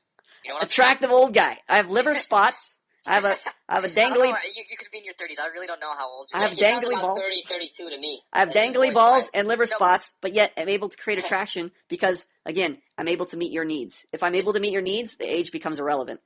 Yes. The relationship is what becomes relevant. Mm-hmm. That's like, if you're playing with little kids, obviously you're at a different mental level than the kid, but you still have to be able to meet the kid's need, and they're still going to find you attractive if they're like, oh, this is Uncle so-and-so, or oh, this is my buddy, or this is my Jewish big brother. Uncle Death by Porn, yay. Uncle Death by Porn. We have a relationship. That's why adults always start acting dumb when they're around little kids, trying to kind of stoop down to their level, even if they're... right, they're like, oh, how you doing, Billy? Enjoying it. How was school today? Woo! Right? Acting all goofy. And they're not really sincerely into it, you can just kind of tell. So you can have a relationship even with people, with children, which is a natural, normal thing, to talk to kids. You don't have to become a complete retard, but you just have to simplify your expression, right, down to its bare components so that they can pick it up. And also, you have to direct them into a more, I don't say sophisticated, but a more advanced, expression, because that's what kids are really learning. You're teaching them how to become more candid with their actions. Like, for instance, if a kid likes ice cream, they'll say, oh, ice cream, good, right? And even a lot of adults will say, ice cream, good, great, I liked it, good ice cream. But you're trying to lead them into sharing their reaction to it. What is their real reaction to it? Do they really like this flavor? Do they really like it, etc.? So not just the ice cream, but their relationships, how they're experiencing things, what they're learning, all these things. You want them to teach you how to bring them into your experience. So you're doing that with kids at a basic level and with adults at a more advanced level. Same thing. Snow Leopard. Death by Porn. Plum. Professor Plum. Well, I'm currently digesting those thoughts. He's digesting, yes. So his reaction is, oh, I wanted I'm him to answer. dumbfounded. This is amazing. I don't know what to think. My mind is blown. My mind just boggled. So, Death by Porn. Snow Leopard. So that there really isn't really that much difference. Yes. Just the needs across ages. I guess every age has different needs. But other than that, the communication model is really the same. Well, you got it backwards. Needs are universal. Needs are universal. The communication model is kind of adjusting to get to those needs. Yes. The basic. Like as a child, you're not going to want a relationship. You're Yes, going to play with a toy train. Yes, you will. Until You're going a to certain want a age. relationship. Dude, if you don't have a relationship with your parents or anything else, you're going to grow up as a complete just... Okay, You're a sexual broken. relationship. Let's put it this way. You're not going to want a relationship with the opposite Well, yeah. gender. And that's going to evolve. And then later on in life, you're not going to want to run around at frat parties and things like that. Maybe it's not really needs, but more like habits or some less important. Your needs, okay, your base thing is your needs are the same, okay? You need the food, you need the clothing, you need the shelter, you need the love. But you need a relationship. As you grow older, you're going to want sex in a relationship. Well, when we say relationship, that means everything. So relationship means with your parents, it means with your girlfriend, it means with your aunt, your uncle, your stranger on the street. So there is this need for socialization. This is need for, to connect with other people. So this is a basic need. Now, how far that goes, when you're a kid, it's obviously not going to be sexual. You're not intending to have sex with your friends. But when you're an adult, the need gradually blossoms into something more. So, but there's still that underlying basic need. Even with your girlfriend, let's say you have sex with her. If you're just done with her and you don't want to talk to her anymore, she's a hooker. That means you're paying her to leave. But if you actually want her to be there, it goes back to that kid need again. Let's say you just remove the sex from the equation and you're with your girlfriend, you still want her to be there. It's like having a friendship. It's like with your friend when you're a kid, you have a buddy, you like hanging out with him. You're not having sex with him, but you enjoy his company. You're talking to him. You're enjoying being with him. It's the same social need that's there in adults. So the needs don't change. It's that they gradually they're adding something to them, like you need more. So for instance, let's say pleasure.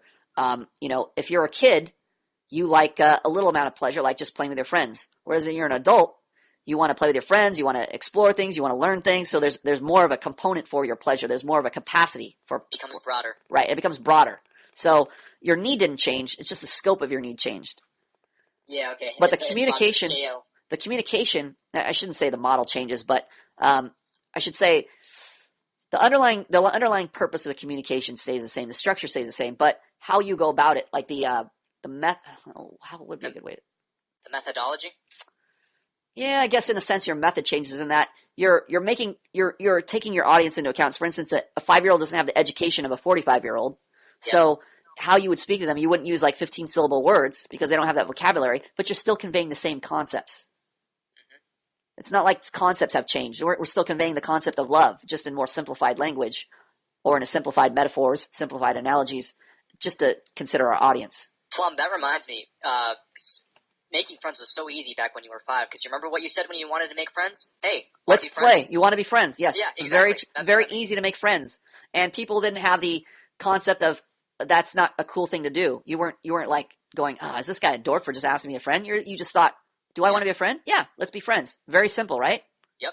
That's exactly how it should be in real life, except now you've got to deal with people reacting to you saying that. Hey, you want to be friends? Hard expressions. Yes. Yep. That's retarded. I don't, that's kind of nerdy. Then you have to come in and manage your expectation, manage their reaction. And then when you manage their reaction, you can get right past it and be friends. The relationship. And Plum, you're breaking up. Everybody's breaking up. Everybody's becoming Terminator. Yeah. You kind of became Terminator in that previous question. I was hoping to go away. It's gotten slightly better. Sweet. I'm glad the Terminator went away. Okay. What matters is your voice is on this end because I'm recording this for our podcast, so it's perfect. I only got a slight Terminator. Yeah, just a semi-Terminator. The Terminator. We got T400, not T1000. Yeah. You should avoid relationships at all times from Terminators, says the authority scale. No, yes. If you guys looked at the authority scale, DBP is definitely correct. Avoid relationships with Terminators. If you hear Terminator, Hannibal Lecter, Terminator. I just showing my friend. He's never seen any of my work on this site. Well, I don't think he's seen any of it. So I showed him the authority scale, and he was having a good laugh at that.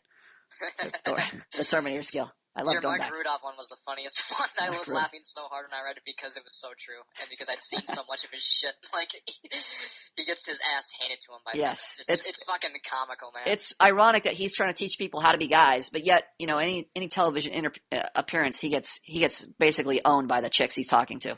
Basically just fucking demolished. I mean, he'll say like one smart remark that'll earn him a sting, but other than that, he just gets like his ass handed to him completely. Yes, pretty sad.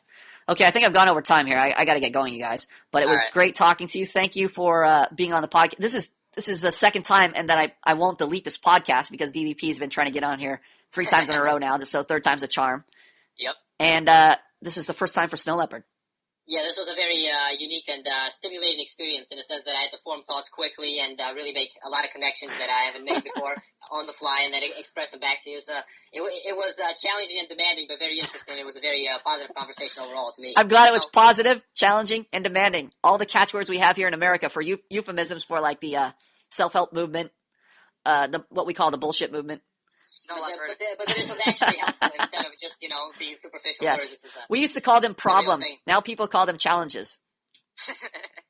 There was a lot of problems in the podcast, a lot of problems in communication, but I overcame the problems. Now, and you would say, in contemporary vernacular, you'd say, there are a lot of challenges, challenging things. People like this, hate to talk about anything negative. They only like to talk about positive things. They don't talk about discipline here, like spanking your kids. They talk about how do we address these behavioral challenges. I think the funniest one is don't say no to your kids. That's even worse. Don't say no. Say creatively. Give them options. Don't tell them no. Yes. Fucking retards. So you've encountered a lot of problems on the podcast, and you've solved some problems. Congratulations, Snow Leopard.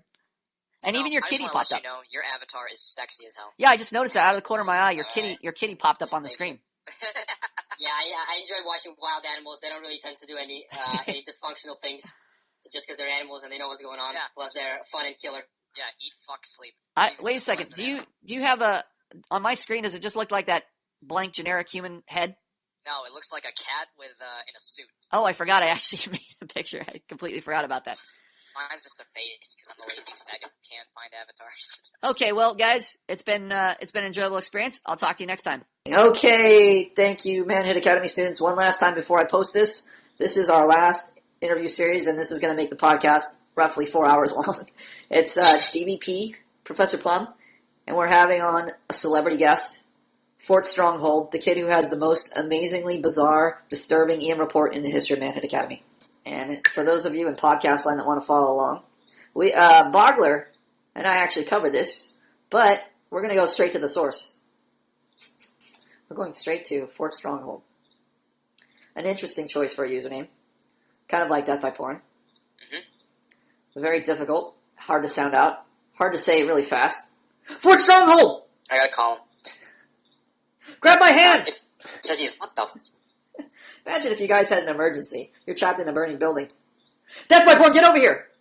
Fort Stronghold, hurry up and... By the time you say your name, everybody's burned in the building.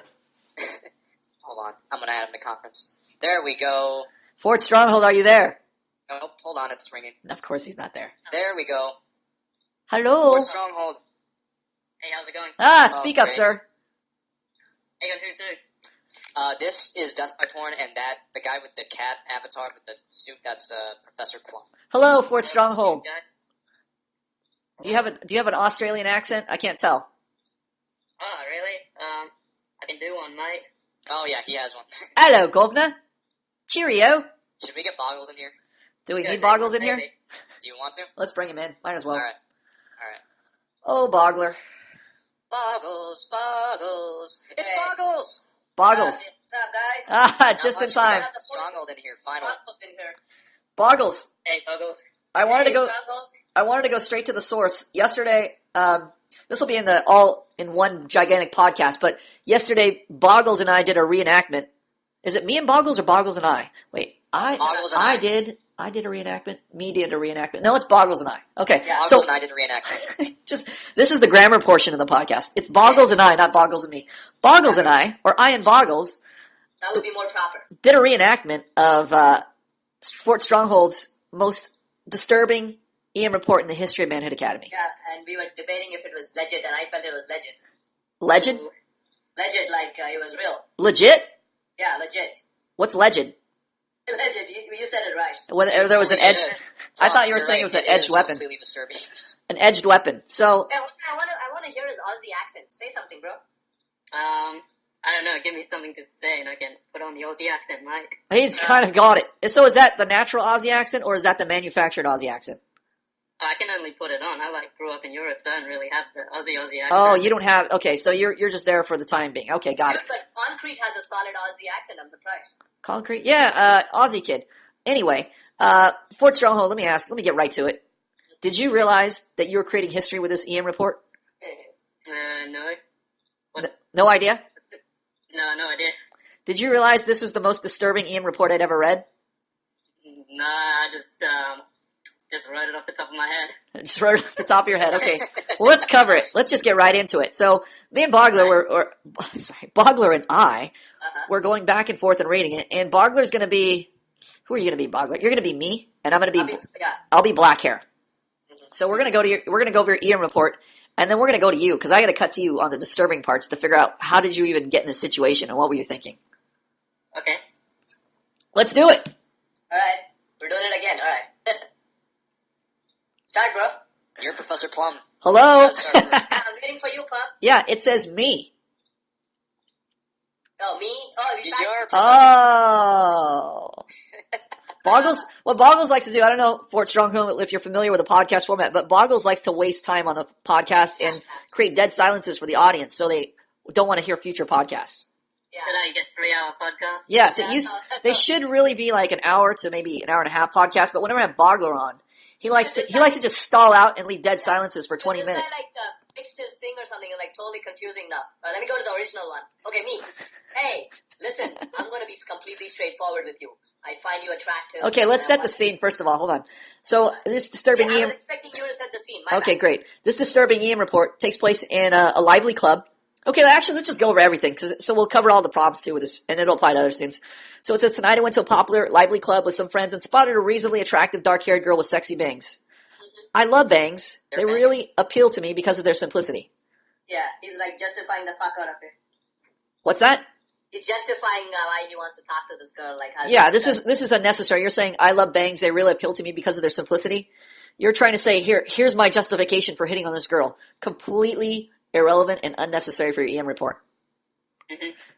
This is not a report to try and be cool with the other students at on the forum. This is just to get your EM. This is just to see how you're getting your expression. I can't even talk. This is just to determine if you can get your expectations met or not. So you just want to include the relevant facts. For instance, you do a lot of unnecessary justifying of why you're doing this, further punishment for a bad attitude, etc. Where you really just need to say if somebody's doing something and you're punishing them, you just need to say I'm punishing them by rejecting them, or I am punishing them by scolding them. ignoring them. Exactly, ignoring Just them. stick to the most basic details. Exactly, because this is. Observations, my friend. It would be the problem is it's more of you have an overall attitude of justifying yourself, so it's carrying. That's why it's carrying over. So by addressing this, we're addressing the actual problem. All right.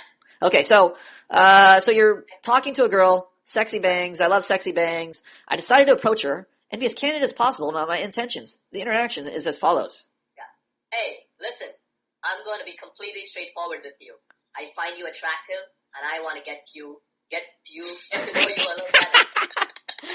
Okay, wait. I got an even better thing. We don't need you for the reenactment. I just realized, Bogler. We need the actual guy saying his line so we understand exactly how it's being said, because this is the disturbing part. The most disturbing part is how the lines are being said. We need you to actually give context to these lines, because you'll realize why I was so disturbed when I was reading this. Okay, go ahead. You do your part. You want me to say them? I'm the Yeah, girl. you be the girl, so I'm the I'm girl. black You're hair. gonna be the guy. All right, just one moment. I'm just going to go to my EM part and get Yeah, it up. Where page- is it? Page 2. European or Australian now. Page 2, right in the middle. Yep. Page 2, right in the middle. Okay, got it. That's in the middle. I'm gone. Okay, Your turn. so we'll start. Yes. You were in the club. Okay, we need some club music. Okay. Shorty. All right. Hey, listen. I'm going to be completely straightforward with you. Find you attractive, and I want to get to know you a little better. What is your number? Okay. So right away you're reading a telemarketer script. You have the classic monotone voice, cool guy problem.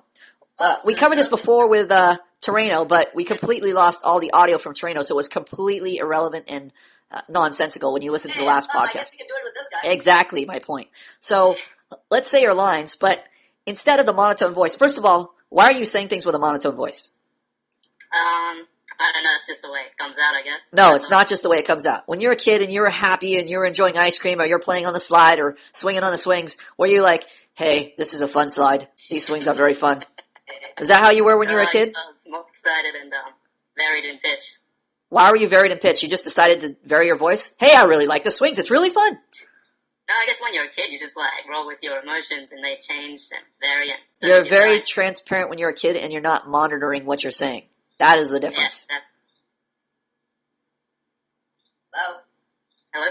Everybody home? Okay. Hello? Are you there? Yeah. Are you there, caller? Oh yeah, I'm here. So there was a lot of self-monitoring going on. So it's basically removing the emotion, removing the accountability from your statements so that you don't have to worry about people making fun of you or people judging you or people thinking poorly of you. Because right now you don't know how to manage your expectations. You don't know how to manage their reactions to what you're saying. So if they say something you don't like if you say, hey, I really like playing on the slide, and they say, that's lame, that's retarded, you don't know how to manage their reaction. So instead of keeping your normal transparent voice, your transparent self with your emotions on your sleeve, you start going into cool guy monotone voice, because then you don't have, it's kind of like like hedging your bets, I guess. It's kind of like saying, I don't want to be accountable for what I'm saying in case somebody thinks it's stupid. Yeah, play it safe. Play it safe. The play it Better safe safe than speaking. sorry. That's Better the safe worst. than sorry. Worst saying ever here. It's alright. Better dangerous than sorry than Manhood Academy students. Just made me realize something. Like, I always thought, European guys just spoke like that. I never saw the problem, but now I'm like, wow, they're speaking in a monotone. Like, a lot of them. I don't have a lot of experience with a ton of European guys, so I'm going to take your Well, word for the it. ones I've spoken to, they all sounded like this. Sound like a robot. Sound like the Terminator. Well, I thought they were cool, but now I realize, wow, they're just... Okay, so let's practice. We're going to practice saying this, because if you said this to me, I would immediately throw a drink in your face. I would think this is not the incentive I want, because it's like He's saying this like it's like reading it like you ever been to Yahoo? What did it say? Not Yahoo videos. YouTube, where they have the video they used to have. I don't know if they still have it on there, where you could transcribe your voice. You could type something in, and the Google voice would say it. They'll read Oh yeah, I know that. Yeah. You could say like, "How are you?" and it would say, "How Yeah. are you? I am having a yeah, nice day." the robot thing. Right, exactly. So right now we're gonna get rid of Google Translator, Google Voice, audio voice, and we're gonna give you an actual voice, because when you're creative and when you're getting somebody to do something, there has to be what for me to do it. Has to be what? There has to be what. If I'm trying to get you to do something, what do I have to Yeah. do? What if I say, Uh-huh. hey, give me $100? You need some sort of incentive. Yes, I have to do a job for you. I have to do something. I have to tap dance for you. I have to give you a reason, incentive for you to give me that $100, right? Mm-hmm. So what are you trying to get out of this girl? Well, to be honest, just small, sex, but Let's keep it simple right now. Let's just stay right here with your post right now. What are you trying to get? This very first line. Oh yeah, I guess you're right. Like some sort of response. What are you trying to get? You state it. I want to get to know her better. No, look at your post. You said stating expectation here. What does that mean? What was your expectation? It's in there. It's one of the sentences. Okay. To be as candid as possible. It's the last sentence before stating your expectation. Just a moment, hang on. Before I state my expectation. Oh, what is your number? That's right, Yes, sorry. you're trying to get her number. That's very basic, right? So you want to get something from her. So what are you Yes. giving? What are you giving to get that number? What are you giving her? I'm being honest. You're being honest. Okay, so you have some honesty. What else? Is honesty enough to get that number? Are other guys No, honest? Or do other guys go, hey, I find you attractive, or hey, you're cute? Well, I guess women respond to emotions, so you gotta like give them something in that terms. You got to give them emotions? Yeah. Like. Have you read the ebook at all? Stimulate them. Have you read the ebook at all? Yes, I've read it. Okay, well, you should know the answer to that. It's not just a vague give them emotions. I don't know. I don't recall that phrase in the ebook. I guess you want to initiate and stimulate. Stimulate them with your expression. You guess. There should be no guessing. You should either know or you don't know. There's two answers at the academy. I know it's this. I need to stimulate her with my expression, or I need to lead her, or I don't know. Those are the two answers you need. If you're not clear, you need to say, I don't know. And if you are clear, there's no reason to say, I guess it's this. Okay. Awesome. Understood. Okay, so Let's pretend you know. Just give me the wrong answer, even if you don't know, and tell me what it is. What do you need to do to get that number from her? Yes. What does she need? What do you need to give her to get that number from her?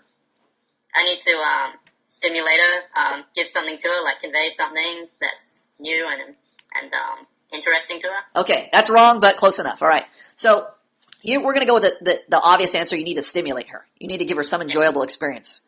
So when you read with Google Voice, with Google Translator, whatever Google Microsoft Sam voice, you say, "Hey, listen, I'm going to be completely straightforward with you. I find you attractive, and I want to get to know you a little better. What is your number?"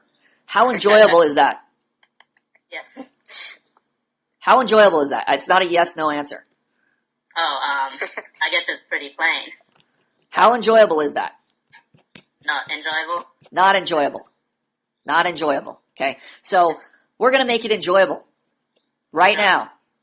I'm black hair. Get my number. Say the exact same line. Make it enjoyable for me.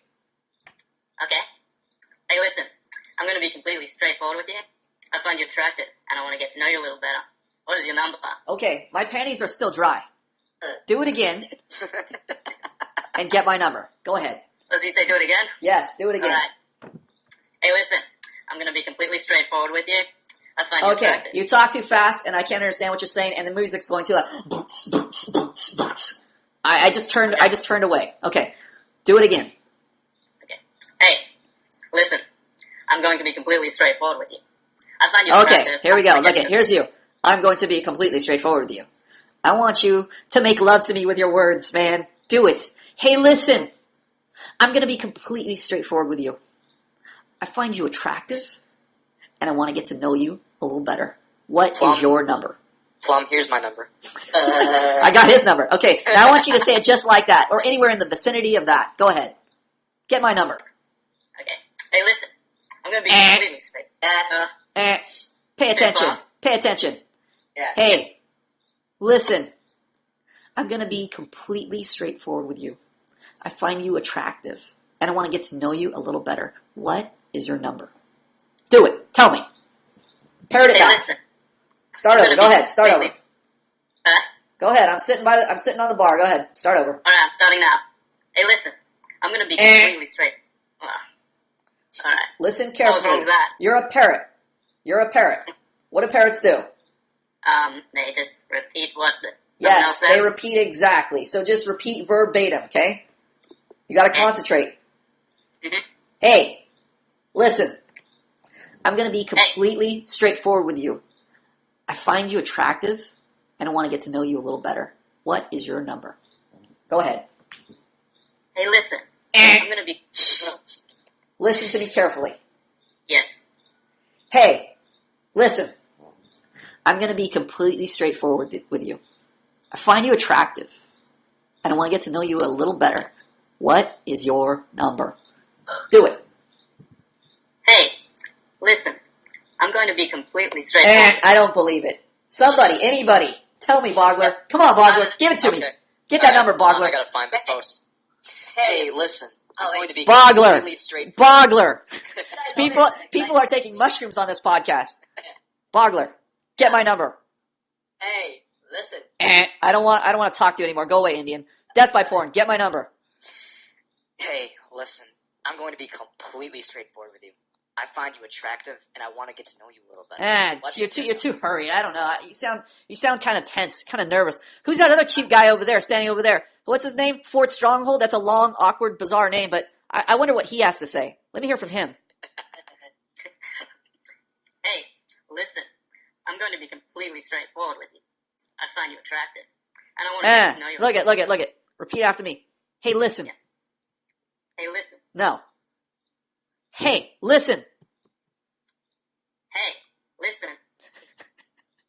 Bogler, repeat after me. Hey, listen. Hey, listen. I'm going to be completely straightforward with you. I'm going to be completely straightforward with you. I find you attractive. I find you attractive. Look at that. You hear a Bogler? He's already got a boner in his pants. Oh yeah, baby, I'm ready to pounce. Look at Bogler! He's already so intense. He's already ready to go. Now, Fort Stronghold, follow Yes. me. Okay. Hey, listen. Close your eyes. Close your eyes. Close your eyes. Okay. Okay, follow me. Hey, listen. Hey, listen. Fuck. Death by porn. Follow me. Hey, listen. Hey, listen. I'm going to be completely straightforward with you. I'm going to be completely straightforward with you. I find you attractive, I find you attractive. and I want to get to know you a little better. What? And I want to get to know you a little better. I want to get to know you a little better. Okay, we need some intensity from you. The tough part is being intense because that means you have to be responsible for your intensity, Fort Stronghold. All right. I want some intensity. You're Braveheart. You're on the line here. You're not selling me a vacuum cleaner. Yeah, do the freedom speech. You're in a fucking war, and I'm about to cut your entrails open because you're being tried for treason. They can never take away my freedom. Yeah, you gotta tell me they don't want your freedom taken away. I'm gonna be convincing. Yeah, there you go. Follow me. Hey, listen. Hey, listen. Oh, you fucking are terrible. Okay, breathe heavy. Like you What am I breathe doing heavy, wrong? like you're doing a crank call to a girl, and you're gonna tell her, "I'm waiting in the bushes." Okay, so breathe heavy. Come on, What? breathe heavy. Tell me you're waiting in the bushes. That's hot. I'm waiting in the bushes. You pervert. Okay, get ready. You ready now? Breathe heavy. Give me your heavy breathing. Hey, listen. Hey, listen. Yeah, that's what I'm talking about. I almost got a little moist there. Okay, here we go. I'm gonna be completely straightforward with you. I'm gonna be completely straightforward. with Oh, you. fuck. What happened to you? What happened to the guy in the bushes I fell in love with? Oh, do you want that guy? Get back in the fucking bushes. I don't want the salesman guy. I want the guy in the fucking bushes. At least he's disturbing with his fucking heavy breathing, but at least he is letting me into his disturbing experience. I'm entering into his attraction, whereas you, I feel like I'm not entering into anything. I feel like you're reading me something. Don't read me something. So you want the I want voice? you to convey you when you're speaking to me. All right. Hey, listen. Hey, listen. Yeah, that's Cookie Monster. Go ahead, Cookie Monster. I'm gonna be completely straightforward. Fuck, this is disturbing. Hold on. Okay, go ahead. It sounds like Know you a little better. Okay, this is close. It's Yoda. Okay, now go back to your normal voice and give it to me. Hey, listen. Go ahead. Hey, listen. I'm gonna be completely straightforward with you. I find you attractive, and I want to get to know you a little better. What is your number? oh, nice, much better. Okay, I'll take it. Okay, blushes and laughs. Okay, go ahead. I'm being completely serious. Okay, stop. Why are you saying that? I didn't feel like she was taking me seriously. Right. So what are you doing? Enforcing an expectation. No, you're not enforcing your expectation. What would you have to do to enforce an expectation? I guess I need her to take me seriously. Like, I need to tell her to, like, stop What laughing. would you do? What would you need to do, in theory, to enforce an expectation? You can do one thing or the other thing. A good Flat thing. name. Or we don't say that at the academy. What do we say? Yeah, What's a I simple remember term? What does the police do for their expectation? If Well, the you can police punish are them. arresting, yes, you need to punish them. Okay. What's the other thing you can do? If you're not punishing them, you are doing what? You're not punishing them? Yes. You're just tolerating them? No. Sorry, If I you're want you giving to them say some that. incentive, you want to give them some incentive. You're not punishing them, you are doing what to them? Mhm. There's two ways you can give people incentive. One of them is to punish. Oh, you're One way is to rewarding punish them. them. Yes. So you're not rewarding her. You're punishing her. That is if you were trying to enforce your expectation. You would be punishing her. Yeah. What are you saying when you're saying I'm completely serious? What are you trying to do? Justifying? Yes. It's like saying, tonight I went to a popular lively club with some friends and spotted a reasonably attractive dark-haired girl with sexy bangs. I love sexy bangs. They really appeal to me because of their simplicity. That is justifying. It's the same type of justifying you're doing here. I'm completely serious.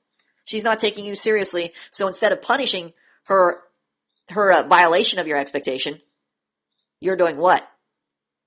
Justifying it. Yes, you're trying to justify your expectation. You're trying to meet her expectations. Instead of enforcing your expectation, you're now bending your expectation to meet her expectation. What would you do? Would you say stop laughing? Well, you could say stop laughing. You're giving her a direction. You're disagreeing or scolding her. But that's a good start. That's a good start. Definitely a good start. But what's a better plan? What's the first thing you need to do before you even punish her? Before your expectations will matter to anybody? You need to convey yourself in such a way that it communicates that they matter, like they're important. These Well, expectations. What do you need to do, simply stated, if you are trying to get $100 from me. What do you need to do to get that $100 from me? It add something to your experience, give you incentive. No, you need to give me incentive. There you go. Give me incentive. Keep it simple. Don't give me the essay answer. Give me the very simple, straightforward, practical answer. You need to give me incentive. To get that $100, you need to give me incentive. So yes, it's very good to enforce your expectation. As a new guy, people are going to be you're already stepping on your expectations, and you already have a habit of justifying yourself to meet their expectations. So yes, it's great to go, no, don't do that, or stop, that's not what I want. That's wrong. So you're scolding them, you're rejecting them, you're telling them no, you're letting them know, hey, fucko, you're violating my expectation. Your behavior is not what I want. So that's part of enforcing your expectation. That's the negative side. On the positive side, you have to give them a reason to want to even obey your expectation. So that is where the incentive comes in. Right now, you're just saying, hey, you're giving her a basic, simple compliment. I find you attractive, right? That's your positive incentive. You're saying, hey, you're beautiful. Hey, I like you. Hey, you're attractive. And also your presentation. The way you sounded previously, not very attractive. But at the very least, you gave her a compliment. So there's different ways you could convey this compliment, and she finds out, oh, you think she's attractive. That's one way. Another way would to be saying it in an attractive manner, to be using your voice tone to let your emotions come through. So you're transparent, and now she takes part in your expression, right? She's experiencing your expectation. And is that why it's important to elaborate? Like in the ebook, you say like don't just say attractive, but further describe. Well, yes. If it's like saying this toast is good. What does that mean? Not much. Could mean anything. Well, what if I say this pizza is also good? Yeah, I guess. I'm not sure. Like it could mean like whatever, you know? Yeah. What's the difference between good pizza and good toast? Are they the same thing? No. But what if I add something else to it? I say this toast is good, and then I say, oh, this pizza's so good. What's the difference? I guess you got some reference point now. You can like say this is good, this is bad. Yes, I have a degree because I've used my voice inflection and my facial expression, my body language to convey a degree of my experience, a degree of my reaction. Tell me the toast is good. Me? The toast is good? Fucking guy. I didn't tell you to ask me a question about the toast. Tell me the toast is good. Let me know your experience of the toast. So do you want me to convey, like elaborate? Listen to me. Listen to me. Tell me the toast is good. The toast is good. Okay. The toast tastes like shit. It sounds like you just tasted a block of shit. Now tell me the pizza that just delivered to your house is good. The pizza is so good. Okay. There's a degree. There's a difference. Now tell me the toast is good again. The toast is good. Now tell me the pizza is good, but it has to be 100 times better than the toast. Go ahead. The pizza is good. Pizza's fucking fantastic. I love it, right? There's a degree. Your inflection is important. Yes. We need to bring out your Braveheart inflection, because right now you have faggot inflection. Mm-hmm. Oh, the pizza's really great. It's a swell pizza. Mm-hmm. Inside, you're eating the pizza, you go, oh my god, so good, right? Yep. Yes. But outside, oh no, what are people gonna think? The pizza's really swell. Yes, bring your Braveheart to the table. Hey, how good is the pizza? It reminds me of like this scene on American Psycho when they're comparing business cards, and like he looks at it and he's really descriptive with like the font type, the watermark, and all that. Do you hear it when he's he's doing the voiceover, and you can hear his inner voice in his head? He's like, "Oh my god, is that bone? Yes. Is that bone color? That's you. I want to hear that from you when the pizza's delivered. DVP, deliver the pizza to his house." All right. You're getting Sarpino's on that Pizza Hut. Hang on, what did you say was on the pizza? Never mind. Oh, jeez. Forget what he put on the pizza. He put the most delicious toppings in the world. Oh my god, this pizza is excellent. Hold on, DVP didn't even deliver the pizza. You're just talking about imaginary thin air. No wonder why it sounds so terrible when you say it. DVP, get the pizza over there. Late. All right, bro. Here's your pizza. That'll be 15. Whoa! You just barge in the fucking door. What do you have, a shotgun? Isn't there some kind of protocol? Okay, 1 second. All right, here it goes. This is the proper way. Come to the door. Come on. What are You you gotta doing? come to the door so I can give you your pizza. How about you knock or ring? How do we even know you're at the door? That's what I knocked. I didn't hear anything. Oh my god. Okay. Ding, ding, ding. Hello? Hey, bro. Here's your pizza. $15.52. Here's $20. See you later. Wow, that's some good tip, bro. Thanks. All right, this is making me want to suicide. Get to the pizza, eat the slice, and tell me how good it is. Oh my god, I just love this pizza. Fuck. Creamy So cheese. terrible. Tell me again. I don't even want to taste this pizza after you hearing you talk about it. Tell me again. This pizza is amazing. The colors on it, the green, like some Oh, sort of fuck. Mediterranean. I want to fall asleep here listening to you talk. Tell me the pizza's good. Oh, the pizza's good. Tell me the pizza's good. I don't want the pizza. Give me the pizza. Come on. I want good pizza. Tell me the pizza's good. Hang on, just one thing. Do you want me to just say it verbatim, the pizza's good, or do you want me to, like, convey something? Say that. What do you think? What do you think? I just think you want me to say the word for word, but, like, say it, like, convincingly. Okay, so convince me. The pizza's good. Not convinced. Take another bite. Pizza's good. Bogler, this fucking pizza tastes like shit. Take a bite of your pizza. Tell me how good your pizza is. Wow, this pizza is so good. Okay, it sounds like Bogler's got a good pizza. DVP, take a bite of your pizza. Tell me it's good. Oh my god, this pizza is fucking fantastically amazing. All right, hold on. I think Fort Stronghold just got this super amazing pizza delivered to his house. Take a bite. Oh, man. This pizza is just awesome. Okay, closer. Watch, I'm gonna take a bite of my pizza. Oh, fuck, this pizza's so good. Oh, it's delicious. Okay, degree, transparency. Now, it's understandable why you have a monotone Terminator voice. You don't yet know how to manage your expectations. You're apprehensive about what we're gonna say. So, for instance, if you tell me the pizza's so good and you have orgasm, you're like, oh, the pizza's so good. You're worried about me going, you fucking idiot. What are you talking about? Because you don't yet know how to manage my reaction. So, with practice, you're going to learn how to punish reactions you don't like, and you're going to learn how to reward reactions you do like.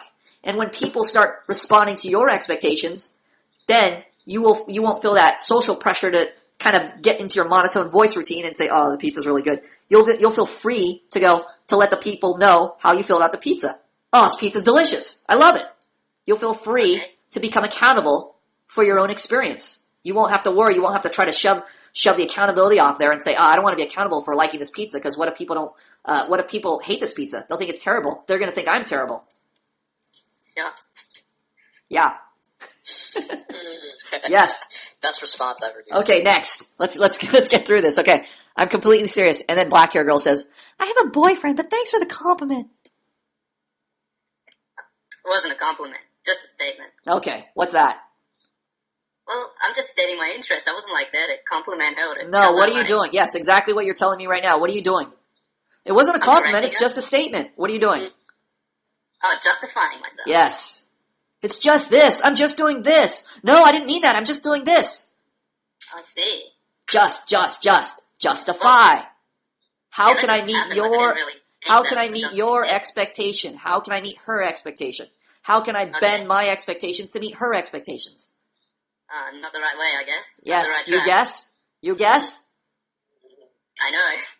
Not the right way you know. Exactly. Get rid of I guess from your vocabulary. If you don't know, I know. just say I don't know. That sounds much better than I guess. Sure. Tell me you don't know. I don't know. Exactly. You don't know is better than I guess. Yes.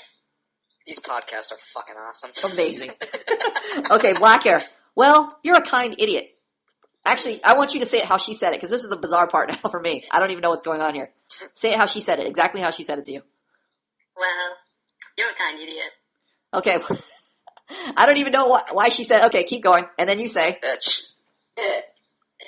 is she laughing? Is she being polite? What is she doing? Is she just kind of being sarcastic? What is she, Condescending you? condescending? No, she's kind of like smiling innocently and being like, "Ooh, you're just a kind idiot." You're okay. So she's a little condescending here. Okay, go ahead. Keep going. A kind idiot. I don't like your attitude. It's completely unsexy and it turns me off.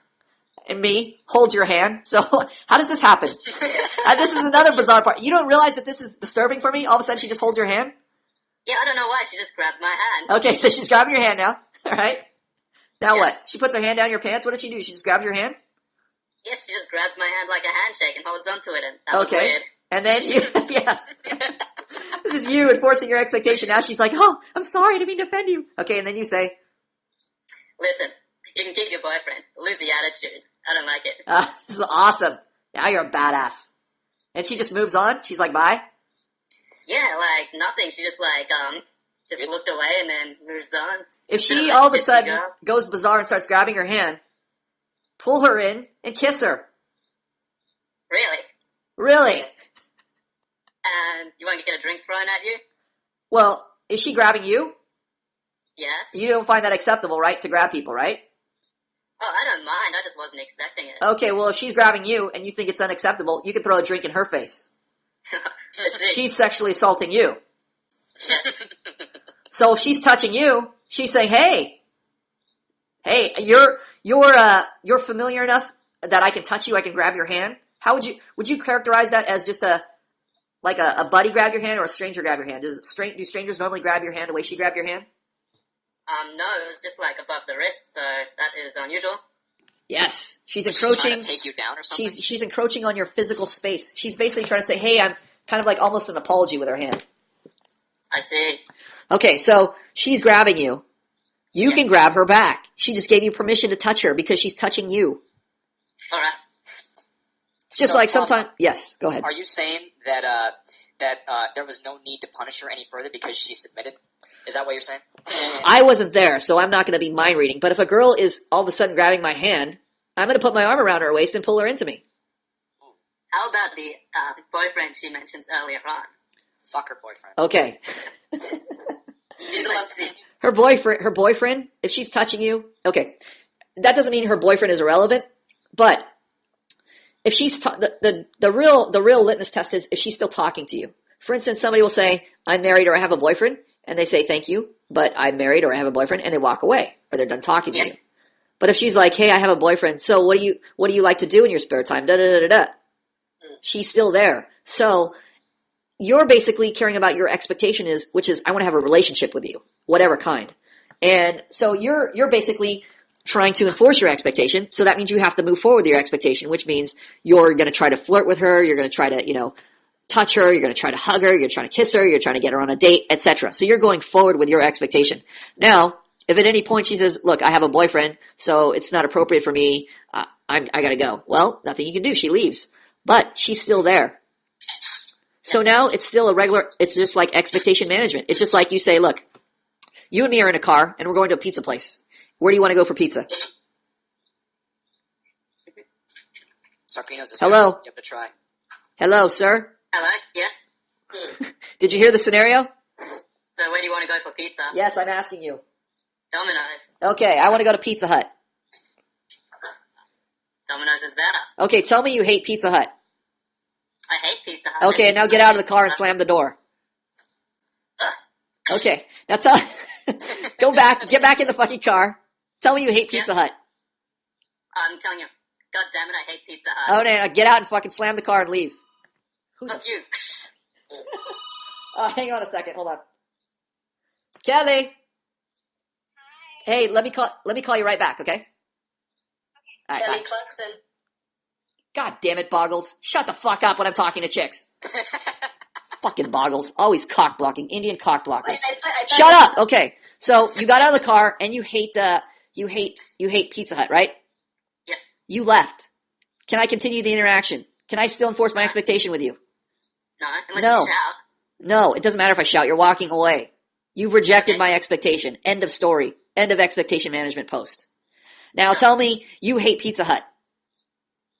I hate Pizza Hut. Tell me now you hate it because there's anchovies on the pizza and the toppings are day old. I just hate it because there's anchovies on the pizza, the toppings are day and the crust is just... Okay, hot. now you're still trying to meet my expectation. You don't like Pizza Hut, but now you're giving me reasons. You're trying to meet my expectation. I'm going to tell you, hey, knock that bullshit off. We're going to Pizza Hut. It's the best pizza ever. Oh, it has this, and this on it. So now I'm punishing your expectation by scolding you, rejecting it, whatever, ignoring it, and then I'm supporting my expectation. Yes. So we're still in the interaction, even though you haven't agreed yet. Now tell me, no, I don't like Pizza Hut because it's too expensive. I don't like Pizza Hut. It's like way too expensive. Have you agreed to my expectation yet? I'm not No, we're still haggling over expectations. We're still battling. And I tell, shut the fuck up with your poor nonsense. It's Pizza Hut's so delicious. It's delicious. It's worth, God, I can't even fucking talk. It's worth every penny. But Domino's And now, is so much shut better up. than that. You want to go. You love it. Tell me you love it. I don't love it. Just tell me you love it. I love it. Okay, tell me fine, we're going. I don't want to go. Tell me fine, we're going. Why? Just fucking say it. God damn it. Fine. We're going. Okay, see, now you agreed to meet my expectation, all right? We're pretending that you finally just gave in and were like, fuck it, we're going to go. I don't want to argue about it. Now, my expectation just got met. This is like this girl in the club. She has a boyfriend. You have whatever reason. So you have competing expectations. She wants Pizza Hut, you want Domino's. Yes. Now it's who can get their expectation met. I see. If she really cares about her boyfriend, her expectation, she's going to deny your expectation all the way to the finish line. See ya. I got to go talk to my boyfriend. I'm done talking to you. But if she's still haggling over, hey, she obviously knows you're interested, but she still wants to talk about what are your interests now. But she told you already she has a boyfriend. Now you're still haggling over your expectation because she hasn't shut down your expectation. Sure. You understand my So point? If I walk out of the car, you can't take me to Pizza Hut. Yes, if she walks away, you can't haggle anymore over expectations. But if she's still there, your expectations are still on the table. All right. For instance, I was talking to a girl in a store last week, and she said, "Oh, I have a boyfriend. Oh, and I said, "Great, good for you. I want to take you here, and I want to do this, and I want to do that. But I have a boyfriend.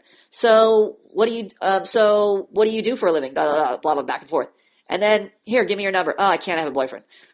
So we keep talking, blah blah blah. 10 minutes later, okay, here's my number. Now we're playing tennis. Now I've got my arms around her. Does her boyfriend really matter? I guess no. She didn't No, make it matter. he is a placeholder. He is a placeholder. He's a placeholder. Yes. If she really loved her boyfriend, do you think she'd still be talking to me and giving me her number, etc., and letting me touch her? Yeah, no. She wouldn't know what her priorities are. She'd leave if Yes. it was that important. If it was that important, she would have left. Yeah. So you need to find out. You know how you find out if people's expectations matter? You make them decide. Yeah. Yes. You make them decide. If they don't make a decision, they don't have to be responsible for their expectation. But if you make them decide, they have to figure out, does a boyfriend really matter or not matter? Okay. Okay, sure. Okay. We finished it.